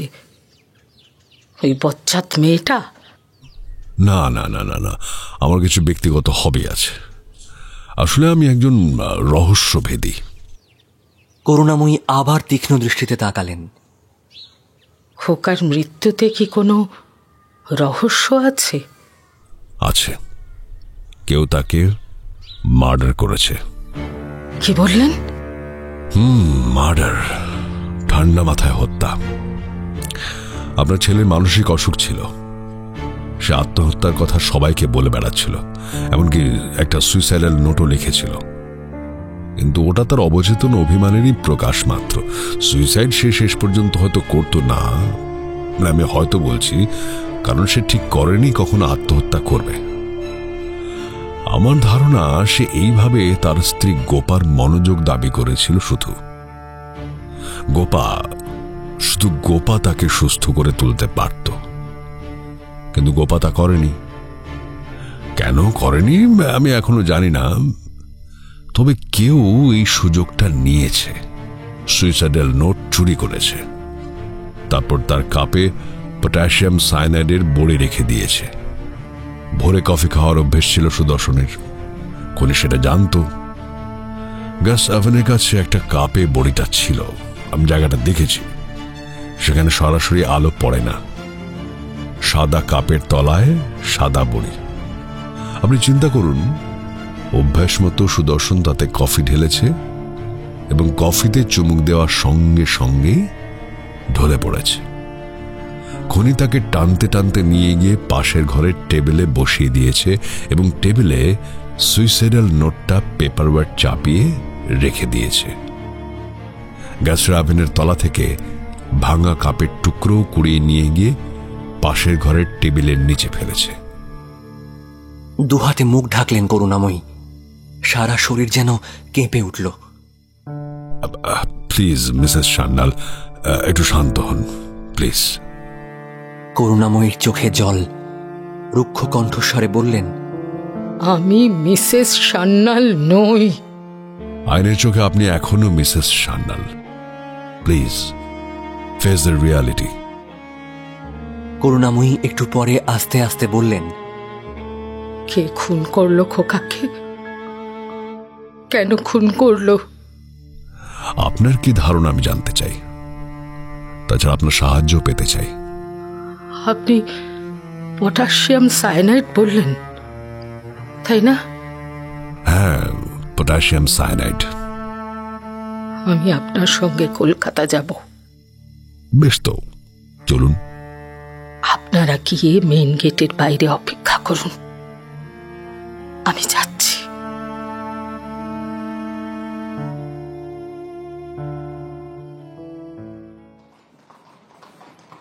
শুধু এইটুকু বুঝেছিলাম করুণাময়ী চুপি চুপি আশ্রম থেকে কলকাতা যেতে চান। কর্নেলকে জিজ্ঞেস করে কোনো হদিশ পায়নি। এক্কা গাড়ি চেপে কৃষ্ণনগর স্টেশন তারপর ট্রেনে শিয়ালদা পৌঁছতে রাত 8:30 বেজে গিয়েছিল। সারাটা পথ করুণাময়ী গম্ভীর এবং নীরব ছিলেন, কর্নেলও তাই। শিয়ালদা থেকে ট্যাক্সিতে করে বাগবাজারের দিকে যাওয়ার সময় আমার খুব অস্বস্তি হচ্ছিল। কর্নেল নির্বিকার, পেছনে কোনো কালো অ্যাম্বাসেডর দেখা মাত্র আমার মনে হচ্ছিল আমাদের ফলো করে আসছে, কিন্তু শেষ পর্যন্ত তেমন কোনো গাড়ি ফলো করে এলো না। ট্যাক্সি চালক ট্রাম লাইন থেকে গলিতে ঢুকতে রাজি হলো না। কালকের মতো এ রাত্রেও এলাকা জুড়ে লোডশেডিং। প্রতি মুহূর্তে আমার আশঙ্কা হচ্ছিল শিববাবুর গুন্ডারা হামলা করবে। বাড়ির গেটের কাছে গিয়ে করুণাময়ী ডাকলেন, ভবতারণ, অবু। পোর্টিকোর ছাদ থেকে টর্চের আলো এসে পড়ল। অবনীর সাড়া পাওয়া গেল। কি চাই? আমি, গেট খুলে দে। টর্চ নিভে গেল। একটু পরে নিচের প্রাঙ্গণে আবার জ্বলে উঠল। অবনী ত্রিশূল এবং টর্চ নিয়ে হন্তদন্ত হয়ে আসছিল। করুণাময়ী রুষ্ট স্বরে বললেন, আলো নিভিয়ে দে বলছি। হ্যাঁ, কি কাণ্ড পিসিমা! না, আমি স্বপ্ন দেখছি না তো ব্রহ্মময়ী মা গো। ন্যাকামি করলে থাপ্পড় খাবি। শিগগির গেট খুলে দে বলছি। অবনী গেট খুলে দিল। আমরা ঢুকলে সে তক্ষুনি তালা এঁটে দিয়ে বলল, মায়েরে কি লীলা! আমি মায়েরে বিশ্বাস করতে পারছি না। চুপ! ভবতারণ কোথায়? সে সন্ধ্যায় বেরিয়েছে। দুপুরে বেটার ছেলে ফিরল। বাড়ি ঢুকতে দেব না ভেবেছিলাম, কিন্তু ওই ঝামেলার ভয়ে ওকে আর ঘাঁটালাম না। শিবু উকিলের গুন্ডাদের নিয়ে এসে উল্টে আমাকে যদি বাড়ি থেকে বের করে দেয়, তা তুমি হঠাৎ এসে পড়বে কল্পনাও করিনি গো পিসিমা। মায়ের দিব্যি, কর্নেল সাহেব তোমাকে ডেকে এনেছেন মনে হচ্ছে। ও মশাই, ব্যাপারটা কি? কর্নেল বললেন, গোপার খবর কি অবনী বাবু? এখনো পৌঁছতে পারেনি, তবে অলরেডি আমি ওই রঞ্জুবাবুর সঙ্গে কনসাল্ট করে এসেছি। করুণাময়ী দোতলায় উঠে বললেন, অবু, খোকা কোন ঘরে ছিল? ও পিসে মশাইয়ের ঘরে। ঘরটা খুলে দে, আর লণ্ঠন বা মোম নিয়ে আয়। অবনী নিজের ঘর থেকে আগে হ্যারিকেন নিয়ে এলো। তারপর সুদর্শনের ঘরের তালা খুলল। করুণাময়ীর নার্ভ যে কত শক্ত তা টের পাচ্ছিলাম। বললেন, কর্নেল সাহেব, আমাকে সব বুঝিয়ে দিন। খোকাকে যে সত্যি মার্ডার করা হয়েছে আপনি কি করে বুঝলেন? আমি ডিটেলস জানতে চাই। কর্নেল সেই চেয়ারে বসে হাত দুটো টেবিলে বিছিয়ে মুখ কাত করে রেখে চমৎকার অভিনয় করলেন। তারপর বললেন, ভাঙা কাপটা এখানে পড়েছিল। চেয়ারে বসে কফিতে চুমুক দিলে কাপ নিচে পড়বে না। পটাশিয়াম সায়ানাইড কয়েক সেকেন্ডে কাজ করে, কাজে কাপটা টেবিলেই গড়িয়ে পড়া উচিত ছিল। টেবিলে কোনো তরল পদার্থের চিহ্ন ছিল না। ডান হাত টেবিলে ওভাবে ছড়িয়ে পড়ার সম্ভাবনাও ছিল না। এবার সুদর্শনের ল্যাবে আসুন। অবনীর হাত থেকে করুণাময়ী হ্যারিকেন নিলেন। অবনী বলল, আমি একটু পোর্টিকোর ছাদে যাচ্ছি গো পিসিমা, বাড়িতে চোর ঢুকতে পারে। যাই গে, পাহারা দিই গে। সে চলে গেল। সুদর্শনের ল্যাবে ঢুকে করুণাময়ী দীর্ঘশ্বাস ফেলে বললেন, এ ঘরে খোকার বাবার ল্যাবরেটরি ছিল। কর্নেল গ্যাস ওভেনের কাছে গিয়ে খুদে টর্চ জেলে হাঁটু মুড়ে বসলেন। তারপর হঠাৎ উঠে দাঁড়ালেন। গম্ভীর মুখে বললেন,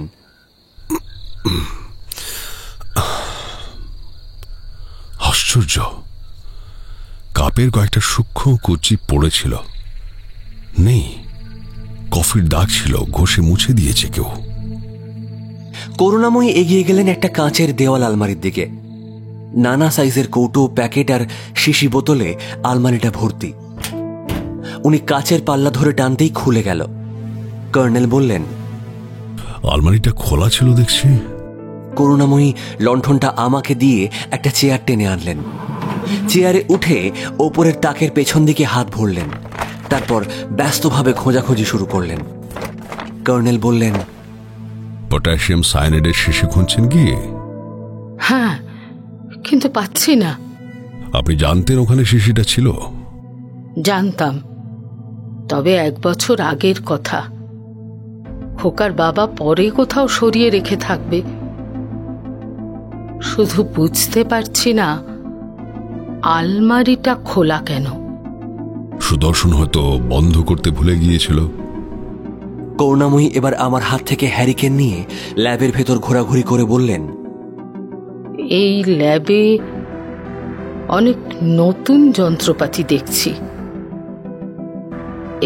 এই দুটো কি কম্পিউটার? হ্যাঁ, আপনার বৌমাও বায়োকেমিস্ট। স্বামীর রিসার্চের ব্যবস্থা করে দিয়েছিল। ওর চালাকি খোকা ধরতে পেরেছিল। সরল সাদাসিধে ছেলেটাকে এক্সপ্লয়েট করছিল মেয়েটা। কর্নেল পকেট থেকে সুদর্শনের লেখা চিঠিটা বের করে দিলেন। বললেন, পড়ে দেখুন। করুণাময়ী একটা টেবিলে লণ্ঠন রেখে চিঠিটা পড়লেন। তারপর বললেন, আমি খোকাকে কখনো বলিনি বউকে নিয়ে আমেরিকা ফিরে যাক। এ কথা খোকা কেন লিখলো জানি না। আমি ওকে বলেছিলাম, ওকে তোর বাবার ফর্মুলা দিয়ে ভুল করেছিস, ফাইলটা কেড়ে নিয়ে মেয়েটাকে বাড়ি থেকে তাড়িয়ে দে। ফাইলটা কেড়ে নেওয়ার সাহস সুদর্শনের ছিল না, তাই গোপনে গোপার সুটকেস থেকে হাতে নিয়েছিল। এখন বুঝলাম আপনার কথায় সে কাজ করেছিল। ফাইলটা কি খুঁজে পেয়েছেন আপনি? হ্যাঁ, ফাইলটা আমি পেয়েছিলাম, পুড়িয়ে নষ্ট করে দিয়েছি। ভালো করেছেন। চিঠিটা আমাকে প্লিজ ফেরত দিন। আমার খোকার হাতের শেষ চিহ্ন। যথাসময়ে ওটা আপনার হাতেই তুলে দেব, আই প্রমিস। পটাশিয়াম সায়ানাইডের শিশিটা খুঁজে বের করা উচিত। শিশিটা ভর্তি ছিল দেখেছিলাম। অবু, শুনে যা তো। পিসিমা, মায়েরি, আমি কল্পনা করতে পারছি না তুমি এসেছো। ভং গিলেছিস? তোমার দিব্যি। তুই ল্যাবের কাঁচের আলমারি খুলেছিলি? আমার কি মাথা খারাপ? ওষুধের আলমারি খুলে আমি করবোটা কি? ওতে পটাশিয়াম সায়ানাইডের শিশি ছিল, খুঁজে পেলাম না। ওরে বাবা, এ কি সাংঘাতিক কাণ্ড! অবু, এখনো বল, তুই ওটা চুরি করে কাউকে বেচেছিলি কিনা? মা কালীর দিব্যি পিসিমা, আমি তাই পারি? আমি কেমন করি বা জানবো ওই আলমারিতে সায়ানাইড আছে? তুই খোকার বাবার অ্যাসিস্ট্যান্ট ছিলি, তুই নিশ্চয় জানতিস। আমার কিছু মনে নেই গো পিসিমা, সত্যি বলছি, আমার কিছু মনে নেই। তব জব তন্ত্র সাধনা নিয়ে কাটাচ্ছি। আমাকে দেখে তোমার বোঝা উচিত ছিল কি ছিলাম আর কি হয়েছে। তুমি বলো। আমার সন্দেহ হচ্ছে, হ্যাঁ, আমার এখন সন্দেহ হচ্ছে এ নিশ্চয়ই ভবার কাজ। চলো তো পিসিমা, ভবার ঘর সার্চ করে দেখি একবার। ও মশাই, আপনি তো গোয়েন্দা, তালা ভাঙতে পারবেন? তালা ভাঙার দরকার কি অবনী বাবু? আমরা বরং অপেক্ষা করি ভবতারণ ফিরে আসুক। পিসিমা, তুমি এসো, আমার ঘরে বসবে। আমি একটু ওই চা ফা করে আনি। না, আমরা নিচে গিয়ে দাঁড়াচ্ছি। আমাকে আজ রাত্রেই আশ্রম ফিরতে হবে। আশ্রমে কাল দিনে যেও বরং পিসিমা। কে জানে কেন আজ রাত্রে বড্ড অস্বস্তি হচ্ছে। তুমি থাকলে সাহস বাড়ে গো পিসিমা। বুঝলে না, শিবু উকিলের গুন্ডারা কখন এসে হামলা করে বলা যায় না। অন্তত আজ রাত্রিটা থেকে যাও পিসিমা, আজ রাত্রিটা থেকে যাও। সত্যি বলছি, কাল থেকে আমার আর কোনো ভয় নেই। কাল থেকে আমার আর কোনো ভয় নেই, থেকে যাও। হ্যাঁ, গোপাল দিল্লি থেকে এসে গেলে আপনি নিশ্চিন্ত। সেই পশ্চাৎ ডাইনি মেয়েটা আবার আসবে, তার সাহস তো কম নয়। পিসেমশাই যে কেলোর কীর্তি করে গেছেন, উইল অনুসারে গোপা এই প্রপার্টির মালিক। শিবু উকিলের কাছে উইল আছে, দেখে এসো গে না। চলুন কর্নেল সাহেব, নিচে যাই। এখানে থাকতে আমার দম আটকে আসছে। আমরা নিচে গেলাম। পোর্টিকোর সামনে লনে গিয়ে দাঁড়ানোর সঙ্গে সঙ্গে বিদ্যুৎ ফিরে এলো। অবনী বলল, তোমরা একটু দাঁড়াও দাঁড়াও, একটু গিয়ে মায়ের মন্দিরের আশীর্বাদ নিয়ে আসি। তারা ব্রহ্মময়ী মা গো, তারা ব্রহ্মময়ী মা। এতক্ষণে লক্ষ্য করলাম অবনী মৈত্রের পায়ে খড়ম নেই, খালি পা। আজ সকালেও কর্নেলের বাড়িতে সে খালি পায়ে গিয়েছিল। কর্নেল বললেন, অবনীবাবুর তন্ত্র সাধনার বাতিক সম্পর্কে আপনি কিছু জানেন? গুরুজি ওকে দীক্ষা দিয়েছিলেন। মাঝে মাঝে খোকার বাবার সঙ্গে আশ্রমে যেত। গুরুজির খড়ম চুরি করে ধরা পড়েছিল। খড়মজোড়া গুরুজিকে হিমালয়ে এক সন্ন্যাসী দিয়েছিলেন। আপনি বিশ্বাস করবেন কিনা জানি না, সেই খড়ম পায়ে দিয়ে গুরুজি এক হাত উঁচুতে শূন্যে দাঁড়াতে পারেন। সব সময় না, বছরে মাত্র একবার। কালী পুজোর রাত্রে, অমাবস্যার তিথিতে হাজার হাজার ভক্তের চোখের সামনে উনি এই অলৌকিক শক্তি দেখান। সেই খড়ম চুরি করেছিল অবু। গুরুজি ক্ষমা করেছিলেন। ভক্তরা অবশ্য তার আগেই ওকে মারধর করেছিল। আমি আর খোকার বাবা তো লজ্জায় মুখ দেখাতে পারিনি গুরুজিকে। শেষে উনি নিজেই এ বাড়ি এসে আমাদের আশ্রমে ডেকে নিয়ে যান। যাক, সেসব পুরনো কথা। আপনি গোপনে আশ্রম থেকে এলেন কেন? গুরুজি অনুমতি দিতেন না বলে। উনি অলৌকিক শক্তিধর সিদ্ধ পুরুষ, উনি নিশ্চয়ই টের পাবেন। পাবেন, কিন্তু উনি তো ক্ষমাশীল। মায়ের মন উনি বুঝবেন। এই সময় গেটের কাছে ভবতারণের হাঁক ডাক শোনা গেল। অবনী মন্দিরের দিক থেকে দৌড়ে এসে গেট খুলতে গেল। বলল, দেখ গে কারা এসেছে, এবার তোর পিন্ডি চটকানো হবে। ভবতারণ হন্তদন্ত হয়ে এসে থমকে দাঁড়ালো।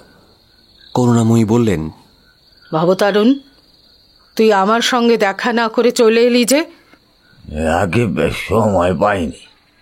ঘর খোল হতো ছাড়া, তোর ঘর সার্চ হবে। জান, বেশি চাপ দেখাবেন না। আমি কি চুরি করেছি যে আমার ঘর সার্চ হবে? তোর ঘরটা একবার দেখতে চাই ভবতারণ। তা দেখবেন বই কি, কিন্তু কেন মা ঠাকুরুন? Shut up!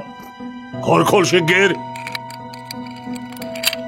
গোমড়া মুখে ভবতারণ তার ঘরের তালা খুলল। সুইচ টিপে আলো জ্বালল। ছোট্ট ঘর, একটা তক্তপোষে বিছানা পাতা, দড়িতে কয়েকটা জামা কাপড় ঝুলছে।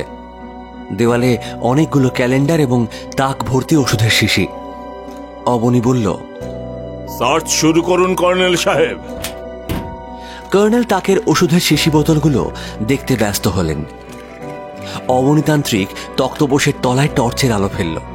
তারপর বলল, সুটকেসের পেছনে একটা শিশি দেখতে পাচ্ছি।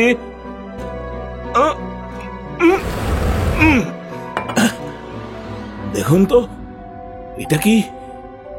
শিশিটা দেখা মাত্র করুণাময়ী কেড়ে নিলেন। তারপর শিশিটা বুকের কাছে চেপে ধরে ভাঙা গলায় বললেন, ভবতারণ, তোর মনে এই ছিল? আমি থানা থেকে পুলিশ ডেকে আনছি, ওকে পালাতে দেবেন না। ব্যস্ত হওয়ার দরকার নেই অবনীবাবু। হ্যাঁ, কি বলছেন মশাই? হাতে নাতে ধরা পড়া আসামিকে ছেড়ে দেব? একটু ধৈর্য ধরুন, আমি দেখছি। আগে কি হলো কিছুই তো বুঝতে পারছি না। এই শিশিটা তুমি কোথায় পেয়েছিলে ভবতারণ? আগে শিশিটা কোত্থেকে এলো তা তো বুঝতে পারছি না স্যার। এখনো খুলে বলো কিন্তু ভবতারণ। সত্যি বলছি স্যার, শিশিটা আমি রাখিনি। কি আছে এতে তুমি বুঝতে পারছো? পারছি মনে হচ্ছে, বিষ ভরা আছে। এর আগে তুমি এটা দেখেছিলে কোথাও? না স্যার। বলে ভবতারণ করুণাময়ীর পা জড়িয়ে ধরল, কেঁদে ফেলল সে। বিশ্বাস করুন মা ঠাকুরুন, আমি কিচ্ছু জানি না। কেউ আমাকে ভাসাবার জন্য আমার ঘরে শিশিটা রেখে দিয়েছে। করুণাময়ী পা ছাড়িয়ে নিয়ে বাইরে গেলেন। কর্নেল বললেন, ভবতারণ, আজ আশ্রম থেকে ফিরে তুমি ঘর পরিষ্কার করেছিলে, দরজার পাশে ধুলো জড়ো করা আছে। দুপুরেই পরিষ্কার করেছি, তখন শিশিটা দেখিনি। আজ তোমার ঘরে কে এসেছিল? একবার জগা এসেছিল, কিছুক্ষণ গল্প করে চলে গেল। কে সে? আগে উকিল বাবুর লোক। গুন্ডা কর্নেল সাহেব, সাংঘাতিক লোক। আর কে এসেছিল? তারক বাবুর ছেলে গোপালও এসেছিল। সেও এক বাটপার মস্তান, জগার রাইট হ্যান্ড। গোপাল কেন এসেছিল? ওই টাকা ধার চাইতে। অবনীবাবু, আপনি ওদের দেখেছিলেন? না না না, কি করে দেখতে পাবো? অবনী এগিয়ে গিয়ে ওপাশের একটা দরজা খুলল। এই দেখুন, এই দেখুন, হবার চেলা চামুন্ডাদের যাতায়াতের পথ। ওদিকে কর্পোরেশনের আবর্জনার গাদা এবং জঙ্গলে পোড়ো জমি দেখা যাচ্ছিল। কর্নেল বললেন, দরজাটা বন্ধ করে দিন অবনীবাবু, আবর্জনার দুর্গন্ধ আসছে। তাহলে এবার থানায় যাই। ঝামেলা বাড়িয়ে লাভ নেই অবনীবাবু। বলে কর্নেল বেরিয়ে গেলেন। দেখলাম লনে আলো আধারে দাঁড়িয়ে করুণাময়ী ফুপিয়ে কাঁদছেন। কর্নেল ওর কাছে গিয়ে বললেন, শিশিটা আমাকে দিন, আমার সঙ্গে আসুন, এবারে আপনার পক্ষে নিরাপদ নয়। জয়ন্ত, এগিয়ে গিয়ে একটা ট্যাক্সি দেখো, মোড়ে পেয়ে যাবে।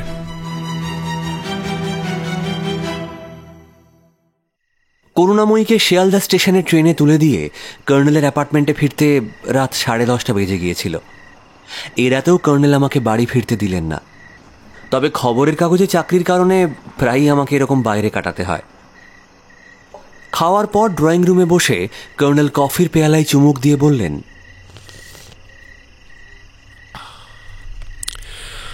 করুণাময়ী সম্পর্কে কি বুঝলে জয়ন্ত? বললাম, বড্ড জেদি আর কড়া ধাতের মহিলা, কিন্তু আশ্রমের গুরুজির প্রতি আনুগত্যের চেয়ে ভয়টাই যেন বেশি মনে হলো। স্কুলটার কথা ভুলে যাচ্ছ তুমি। স্কুলে কি আছে? ওর অন্তিম আশ্রয়। জীবনে যে সব কিছু হারিয়েছে, তার পক্ষে একটা শক্ত আশ্রয় আঁকড়ে ধরে থাকা খুবই স্বাভাবিক।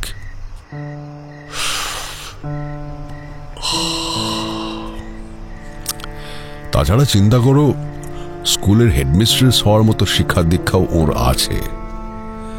এদিকে সদানন্দবাবুর যতই প্রতিভা থাক, একাডেমিক শিক্ষা তত কিছু ছিল না। কাজেই স্ত্রীর সঙ্গে অ্যাডজাস্ট করে চলার প্রশ্ন ছিল। এসব ক্ষেত্রে সাধারণত রুচির সংঘর্ষ অনিবার্য হয়ে ওঠে।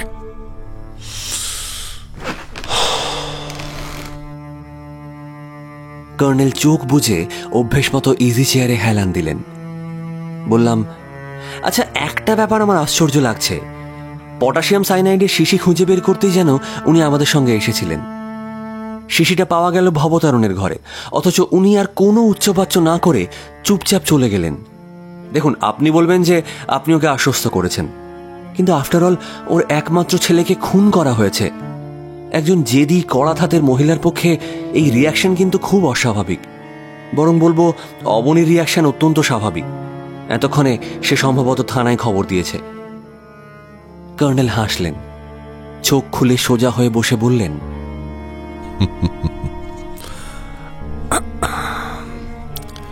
থানায় গেলে এতক্ষণ থানা থেকে আমার সঙ্গে যোগাযোগ করা হতো। আমার ধারণা, গোপা ফিরে না আসা পর্যন্ত অবনী অপেক্ষা করবে। কিন্তু আমার ভাবনা হচ্ছে ভবতারণের সঙ্গে অবনীর ঝামেলা বেঁধেছে কিনা। বাদবার চান্স তো আছেই, তবে তবে কি? ভবতারণ শিববাবুর অনুগত, তাছাড়া তার সঙ্গে পাড়ার গুন্ডা মস্তানদের যোগাযোগ আছে।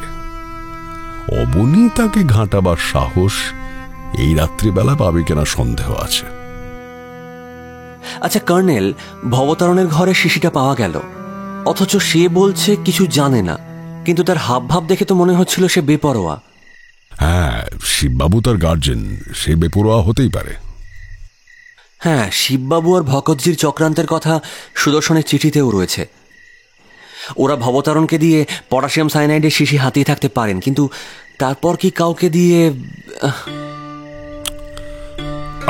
ঠিক আছে ঠিক আছে, বেশি ভাবলে ঘুমোতে পারবে না। না, ওঠো, শুয়ে পড়া যাক।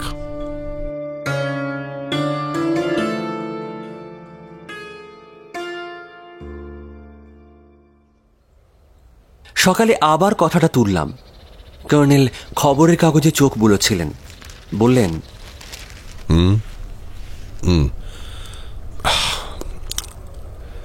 ভবতারণ বাড়ির পুরাতন ভৃত্য, মালিক ওষুধের কারবারি, কাজে ওষুধ সম্পর্কে কিছু ধারণা তার থাকতেই পারে। তাছাড়া অবনী বা সুদর্শনের অজ্ঞাতসারে বাইরের লোক আসার প্রমাণও আমরা পেয়েছি। সুদর্শনের মৃত্যুর পর শিববাবু এবং ভগতজির নির্দেশে সে গোপাকে ভয় দেখিয়ে তাড়িয়েছে। টাকা কড়ির লোভ বড় সাংঘাতিক ডার্লিং। উৎসাহিত হয়ে বললাম, আচ্ছা অবনী এবং গোপাকে ফলো করে সুদর্শন পুরুলিয়ার অযোধ্যা পাহাড়ে গিয়েছিল না? তখন তো এই শিশিটা হাতানোর অগাধ সুযোগ ভবতারণের ছিল। নিশ্চয়ই ছিল। আবার দেখুন, সুদর্শনের ল্যাবে ভকতজির গোডাউন থেকে সিঁড়ি বেয়ে ওঠা যায়, কেউ ল্যাবের দরজা খুলে দিলেই হলো। ঘটনার দিন রাত্রে সুদর্শন ঘরে ছিল না, রাত 1টায় ফিরে এসেছিল। ওই সময়ের মধ্যে তার সুইসাইডাল নোট চুরি করা কিন্তু সোজা। খুবই সোজা, কিন্তু সুইসাইডাল নোটের কথা কার জানা ছিল সেই প্রমাণ কিন্তু আমরা পাইনি। ধরুন দৈবাত ওটা কারোর চোখে পড়েছিল, তাহলে বলবো ওটা চোখে পড়ার পরই সুদর্শনকে মেরে ফেলার চক্রান্ত করা হয়েছিল, তার আগে নয়। কারণ সুদর্শনকে মেরে ফেলার ঝুঁকি ছিল, অনেকেই জড়িয়ে যেত খুনের মামলায়। কাজেই শিশিটা চুরি অত আগে হয়নি। না, আমি পারবো না, আমার মাথা ভোঁ ভোঁ করছে। দেখো জয়ন্ত, সব ডেলিবারেট মার্ডারের মোটিভ থাকে, প্রতিহিংসা চরিতার্থ কিংবা বৈষয়িক লাভ। এক্ষেত্রে কারো প্রতিহিংসা চরিতার্থ করার কোনো সূত্র আমরা পাইনি, কাজেই বৈষয়িক লাভই মোটিভ হয়ে দাঁড়াচ্ছে, তাই না? সে কি? তাহলে তো গোপা প্রথমেই সন্দেহযোগ্য। কিন্তু গোপা তো এসেছিল সদানন্দ বটিকার ফর্মুলা হাতাতে। ওই প্রপার্টির ওপর তো তার লোভ থাকার কথাও না। সে কোনো বিদেশি মাফিয়া চক্রের মেম্বার। ফর্মুলা হাতানোর পর সুদর্শনকে সে মেরে ফেলবে কেন? ঠিক বলেছ, কিন্তু অবনীকে সে ট্রাঙ্ক কলে জানিয়েছে প্ল্যান বদলে সে কলকাতা ফিরে আসছে। সত্যি যদি সে ফিরে আসে, তখন রহস্যের পর্দা আশা করি সরে যাবে। সমস্যা হলো জয়ন্ত, এমন একটা কেস যা কোনোদিনই হোমিসাইড বলে প্রমাণ করা যাবে না। আমার উদ্দেশ্য শুধু এই হত্যা রহস্যটুকু জানা। তবে তোমার পয়েন্টটা গুরুত্বপূর্ণ। কোন পয়েন্টটা? ভবতারণের ঘরে পটাশিয়াম সায়ানাইডের শিশি পাওয়া গেল কেন? চলো বেরোনো যাক। কোথায় যাবেন? ভবতারণের কাছে। তাকে রাত্রে কিছু জিজ্ঞেস করার সময় পাইনি।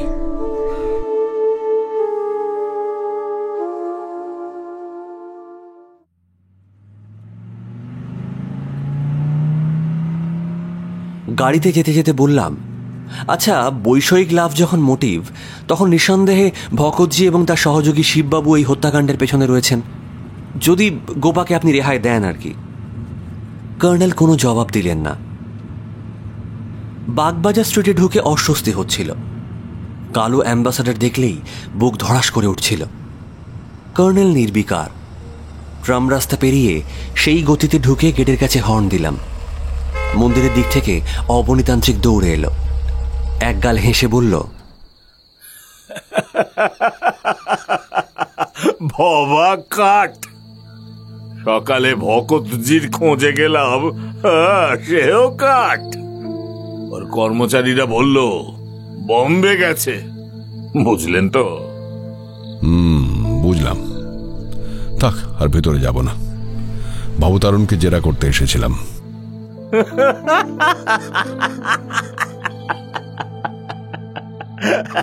কাল রাত্রে আপনারা যাওয়ার পর শিবু উকিলের কাছে গিয়েছিল বেটার ছেলে।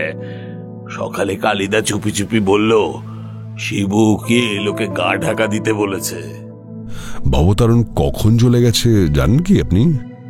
কাল রাত্রেই। শিবু উকিলের বাড়ি থেকে যখন এলাম দেখলাম সুটকেস মোচকা মুচকি নিয়ে বেরিয়ে গেল। আমি ওকে পুলিশে দেবার কথা ভাবছিলাম, কিন্তু ওই আপনি আমাকে নিষেধ করেছেন তাই চুপচাপ ছিলাম। এই এক্ষুনি ভাবছিলাম আপনাকে টেলিফোন করি। এই দেখুন, মায়ের দয়ায় আপনি নিজেই এসে পড়লেন। গোপা এখনো এসে পৌঁছতে পারেনি? এসে যাবে, এসে যাবে। তন্ত্রের আকর্ষণ, তারা তারা ব্রহ্মময়ী মা গো। আচ্ছা, তাহলে চলি। শ্যামবাজারের 5 মাথার মোড়ে পৌঁছে কর্নেল বললেন, আমাকে এখানে নামিয়ে দাও জয়ন্ত। আজ আর অফিস কামাই করো না। দরকার হলে আমি রিং করে নেব তোমায়।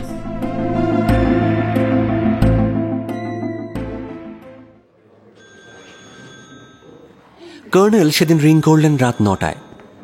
দৈনিক সত্যসেবক পত্রিকার অফিসে রিপোর্টার্স রুমে বসে তখন খুব কাজের হেড়ি। আমার ছোট্ট একটা অ্যাসাইনমেন্ট ছিল। প্রেস ক্লাবে এক কেন্দ্রীয় মন্ত্রীর প্রেস কনফারেন্স থেকে সদ্য ফিরেছি। তাড়াহুড়ো করে কপিটা লিখে বেরিয়ে পড়লাম। কর্নেলের অ্যাপার্টমেন্টে গিয়ে দেখি গোপা বসে আছে, মুখে যেন হিংস্রতার তীক্ষ্ণ ছাপ। আমার দিকে একবার তাকিয়ে নিয়ে ঘড়ি দেখল। কর্নেল বললেন, তুমি কি শুধু তোমার ফেলে যাওয়া নোট বইটাই নিতে এসেছিলে? গোপার চোখে সেই অস্বাভাবিক চাউনিটা লক্ষ্য করছিলাম। সে শুধু মাথা দোলালো। তাহলে প্রপার্টির দাবি তুমি করবে না? না, প্রপার্টির দাবি করার অধিকার আমার নেই। কেন, তা কি বলতে আপত্তি আছে? We were not legally married, Colonel Sarkar. We were just living together. I see. আমি ভেবেছিলাম তুমি আমাকে চ্যালেঞ্জ করেছো। That's right. সেজন্যই আমার ফেরার কথা আপনাকে জানাতে বলেছিলাম। কিন্তু তুমি তো চলে যাচ্ছ, আমাকে লড়ার সময় দিচ্ছ না। যথেষ্ট সময় পেয়েছিলেন, কিন্তু এনিওয়ে উঠি। বলে সে দরজার কাছে গিয়ে মার্কিন ঢঙে বলল, বাই। তারপর বেরিয়ে গেল। কর্নেল হাঁকলেন, ষষ্ঠী, দরজাটা বন্ধ করে দে। বললাম, মাথা মুন্ডু কিছুই বুঝলাম না। কর্নেল হেলান দিয়ে চোখ বুজে বললেন, আমিও বুঝিনি। গোপা 8:30 নাগাদ এসে বলল এদেশের ডাকিনী তন্ত্র সম্পর্কে এসে অনেক তথ্য সংগ্রহ করেছিল, কিন্তু নোট বইটা সে ভুল করে ফেলে গিয়েছিল। সেটা নাকি এতই জরুরি যে... হঠাৎ কর্নেল চোখ খুলে সোজা হলেন। তারপর হাত বাড়িয়ে টেলিফোন ডায়াল করলেন। কিছুক্ষণ পর বললেন, রিং হয়ে যাচ্ছে। অবনী কি ভাঙের নেশায় কাত হয়ে গেছে? আরো কিছুক্ষণ অপেক্ষা করে ফোন রেখে দিলেন। তারপর আবার ধ্যানস্থ হলেন। আপন মনে বললেন, গোপা কি সত্যিই ডাকিনী তন্ত্রের নোট বই ফেলে গিয়েছিল? আপনাদের এই চ্যালেঞ্জের ব্যাপারটা বুঝতে পারছি না। কর্নেল আমার প্রশ্নের জবাব না দিয়ে আবার টেলিফোন তুললেন। ডায়াল করে বললেন, রিং হয়ে যাচ্ছে, কেউ ধরছে না। ব্যাপারটা তো দেখতে হয়। জয়ন্ত, কুইক। কোথায় যাবেন? সান্নাল বাড়ি। সে কি? জয়ন্ত, আমার অস্বস্তি হচ্ছে। ওঠো ওঠো। আর ষষ্ঠী, আমরা বেরোচ্ছি, দরজা বন্ধ করে দে। লনে নেমে গিয়ে গাড়িতে উঠলাম দুজনে। স্টার্ট দিয়ে বললাম, ও বাড়ি যেতে আমারও অস্বস্তি হচ্ছে। অ্যাডভোকেট ভদ্রলোক আমাকে আর ঘাঁটাতে সাহস পাবেন না। সম্ভবত উনি পুলিশ মহলে আমার সম্পর্কে খোঁজ খবর নিয়েছেন। ভবতারণ এবং ভগৎজি ঠিকই গা ঢাকা দিয়েছে ওর পরামর্শে, তা না হলে অবনী বাড়ি থেকে গলা ধাক্কা খেত। কর্নেলের নির্দেশে গলির মোড়ে গাড়ি লক করে রেখে দুজনে এগিয়ে গেলাম। আলো দেখে বুঝলাম নিয়মিত লোডশেডিং এর সময় উত্তীর্ণ হয়েছে। প্রথমেই চোখে পড়ল গেটে তালা দেওয়া নেই। কর্নেল ঢুকে পড়লেন, তারপর হন্তদন্ত হয়ে এগিয়ে গেলেন। ওকে অনুসরণ করে পোর্টিকোর তলায় গিয়ে দেখি দরজা হাট করে খোলা। ওপরতলার করিডোরে কর্নেল অবনীর ঘরের সামনে গেলেন। দরজা খোলা। কর্নেল শ্বাস প্রশ্বাসের সঙ্গে বললেন, যা ভেবেছিলাম। ঘরের ভেতর আলো জ্বলছে। মেঝেই উপুর হয়ে পড়ে আছে অবনী তান্ত্রিক। স্পন্দনহীন শরীর, একটা মদের গ্লাস ভেঙে চুরে মেঝেই ছড়িয়ে আছে। অবনীর মুখের পাশে একটু রক্ত। বললাম, এ কি সর্বনাশ! সুদর্শনের হত্যাকারীকে শাস্তি দিতেই ফিরে এসেছিল গোপা। মাফিয়া চক্রের মেম্বারদের কাছে সাংঘাতিক বিষের বড়ি থাকে। চলে এসো জয়ন্ত, আমাদের এখানে আর এক মুহূর্ত থাকা উচিত নয়।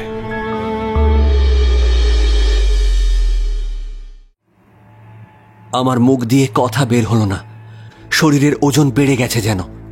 গেট দিয়ে বেরোনোর সময় কেউ লক্ষ্য করছে কিনা সেদিকে মন ছিল না। যন্ত্রচালিতের মতো গাড়িতে উঠে স্টার্ট দিলাম। আমার ভয় হচ্ছিল, অ্যাক্সিডেন্ট করে ফেলবো না তো। বাগবাজার স্ট্রিটে পৌঁছে কিছুটা ধাতস্থ হয়ে বললাম, আমাদের থানায় জানানো উচিত ছিল। ছেড়ে দাও, যথাসময়ে পুলিশকে জানানোর লোক প্রচুর পাওয়া যাবে। কিন্তু অবনী কেন সুদর্শনকে মেরে ফেলল? গোপাকে পাওয়ার লোভে। এবং সে ভেবেছিল গোপাকে পাওয়া মানে কার্যত প্রপার্টি হাতে পাওয়া। তবে ভুলটা করেছিল গোপাই। অবনীকে বড্ড বেশি প্রশ্রয় দিয়েছিল। সেটা হয়তো স্রেফ অভিনয়, কিন্তু নির্বোধ অবনীর মনে লোভ জাগিয়ে দেওয়ার পক্ষে সেটা যথেষ্টই। আমি কিন্তু এই সম্ভাবনার কথা আপনাকে বলেছিলাম। সেটা নিয়ে হয়তো আন্দাজে বলেছিলে, কিন্তু গোড়া থেকে অবনী আমার সন্দেহের তালিকায় ছিল। পরে জানলাম সে বিএসসি পর্যন্ত পড়েছে এবং ওষুধ কারখানায় কাজও করেছে। তার পক্ষে পটাশিয়াম সায়ানাইডের খোঁজ রাখা খুবই সহজ। কিন্তু দৈবাৎ সুইসাইডাল নোটটা তার হাতে না এলে সে গোপার প্রতি যত লোভী থাক, সুদর্শনকে খতম করার ঝুঁকি নিত কিনা আমার সন্দেহ আছে। সুদর্শন নিজে থেকে কবে আত্মহত্যা করবে সে আশায় তাকে তাকিয়ে থাকতে হতো। তবে আজ ভবতারণের ঘরে শিশু উদ্ধারে অতি উৎসাহ তার মুখোশটা খুলে দিয়েছিল। কিন্তু গোপা দিল্লি থেকে ফিরে এসে সুদর্শনের হত্যাকারীকে শাস্তি দিল কেন? এখানে থাকার সময় সে কি কিছুই আঁচ করেনি? সে তো তখনই সেটা করতে পারত। কর্নেল একটু চুপ করে থেকে তারপর বললেন, এ প্রশ্নের জবাব গোপাই দিতে পারে, কিন্তু এখন আর তাকে পাচ্ছি কোথায়? চ্যালেঞ্জের কথাটা আমি এখনো বুঝতে পারিনি কর্নেল। সুদর্শনের হত্যাকারীকে খুঁজে বের করার চ্যালেঞ্জ।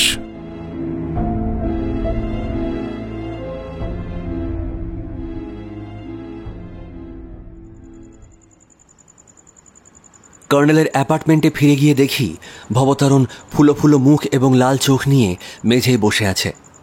কর্নেলকে দেখেই হাউমাউ করে কেঁদে পা ধরতে এলো।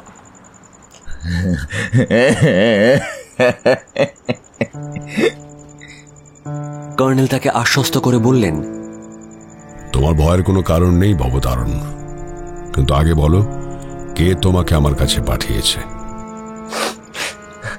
উকিল বাবু আমাকে চণ্ডীতলা আশ্রমে নিয়ে গিয়ে মা ঠাকুরুনের কাছে সব বুঝিয়ে বলতে বলেছিলেন।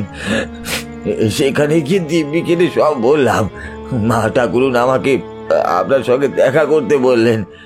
দিনে আসতে আমার সাহস হলো না পুলিশের ভয়, তাই সন্ধ্যার ট্রেনে চলে এলাম। তোমার কোনো দোষ নেই ভবতারণ, কিন্তু তোমার ঘরে বিষের শিশি গেল কি করে? সেটাই তো বুঝতে পারছি না স্যার। তবে বলো। আমার ঘরের তালা খোলা সহজ, বাড়ির সব তালার চাবি অবনী বাবুর কাছে আছে। খুললে উনিই খুলতে পারেন। ডুপ্লিকেট চাবি দিয়ে? আগে। আচ্ছা ভবতারণ, সুদর্শনকে সাহেব বলতে কেন? উকিল বাবু বলেছিলেন ওদের সাহেব মেম সাহেব বলবি, তাই বলতাম। তুমি সুদর্শনের ঘর পরিষ্কার করতে? আগে।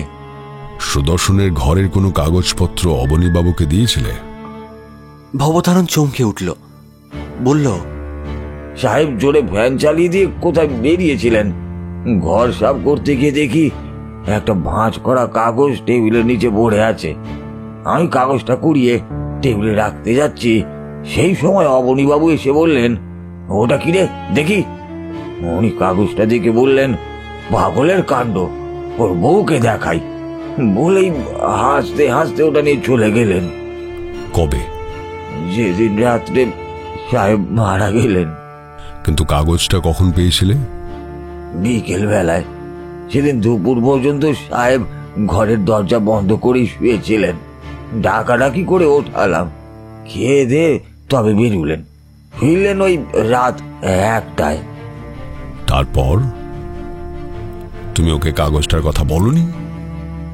মনে ছিল না স্যার, উনিও কিছু জিজ্ঞেস করেননি, করলে নিশ্চয়ই বলতাম। এমন সময় টেলিফোন বাজল। কর্নেল ফোন তুলে সাড়া দিলেন। হ্যালো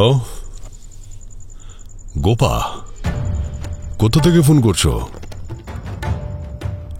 ঠিক আছে বলো না, শুধু একটা কথা জানতে চাই, তুমি দিল্লি গিয়ে কি করে জানতে পারলে যে অবনী? হ্যাঁ আমি দেখে এসেছি।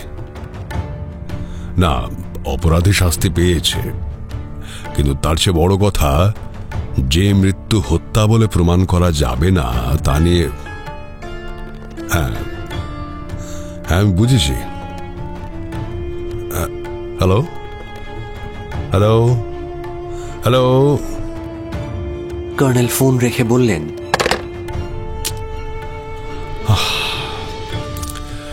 গোপাল লাইন কেটে দিল। ও কি বলল? কর্নেল ভবতারণের দিকে তাকিয়ে বললেন, ঠিক আছে তুমি এসো ভবতারণ, তোমার চিন্তার কারণ নেই। তুমি আশ্রমে গিয়ে থাকো কিছুদিন, মা ঠাকুরনের সেবা যত্ন করো। ভবতারণ বেরিয়ে যাওয়ার পর বললাম, গোপা কি বলল? বিবেক যন্ত্রণা তাকে দিল্লি থেকে ফিরিয়ে এনেছিল। সে কি জানতো কে সুদর্শনকে খুন করেছে? জানতে পেরেছিল, কিন্তু রিস্ক নিতে চায়নি। এখানে শিববাবু তার পেছনে লেগেছেন। তার চেয়ে দিল্লি থেকে গোপনে ফিরে অবনীকে শাস্তি দিয়ে যাওয়া তার পক্ষে নিরাপদ মনে হয়েছিল। আমাকে কথাটা অবনীর মাধ্যমে জানাবার কারণ এবার আশা করে বুঝতে পারছো তুমি। সে বলতে চেয়েছিল আমি তাকে যেন বিপদে না ফেলি, কারণ আমিও তো সুদর্শনের হত্যাকারীর শাস্তি চাই। কিন্তু সত্যি বলতে কি, খুনের বদলে খুন, এমন শাস্তি আমি চাইনি।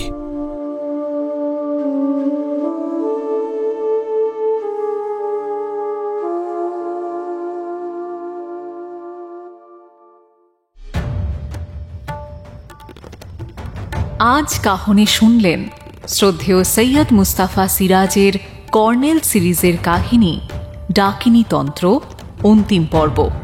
কর্নেলের ভূমিকায় অর্পণ কুমার শর্মা, গল্প পাঠে ও অন্যান্য চরিত্রে অর্ণব, সৌরভ, বুবাই, রূপন, আম্রপালি, সঙ্গীতা, সুভাষ, অভিষেক, সৌরভ রায়, পার্থ, রৌনক, সৌমিক, বর্ণালী, পিয়ালি, কেয়া, কৃষ্ণময় এবং ইন্দ্রনীল ভাদুরী। সম্পাদনা অলিভিয়া ও কথা, প্রচ্ছদ অর্ক চক্রবর্তী, কর্নেল থিম শুভব্রত, আবহ ও সমগ্র পরিচালনা আর.জে. অর্ণব। লেখক পুত্র শ্রী অভিজিৎ সিরাজ এবং শ্রী অমিতাভ সিরাজকে অসংখ্য ধন্যবাদ আমাদের এই প্রচেষ্টায় আমাদের পাশে থাকার জন্য। গল্পটা কেমন লাগলো অবশ্যই কমেন্টে জানাবেন কিন্তু। আর যদি আপনাদের ভালো লেগে থাকে তাহলে গল্পতে একটা লাইক এবং কাহনে একটা সাবস্ক্রাইব করে আমাদের সাপোর্ট করবেন কাইন্ডলি। আগামী সপ্তাহে আরো একটি দুর্দান্ত গল্প নিয়ে ফিরবে কাহন। সাহিত্য দীর্ঘজীবী হোক।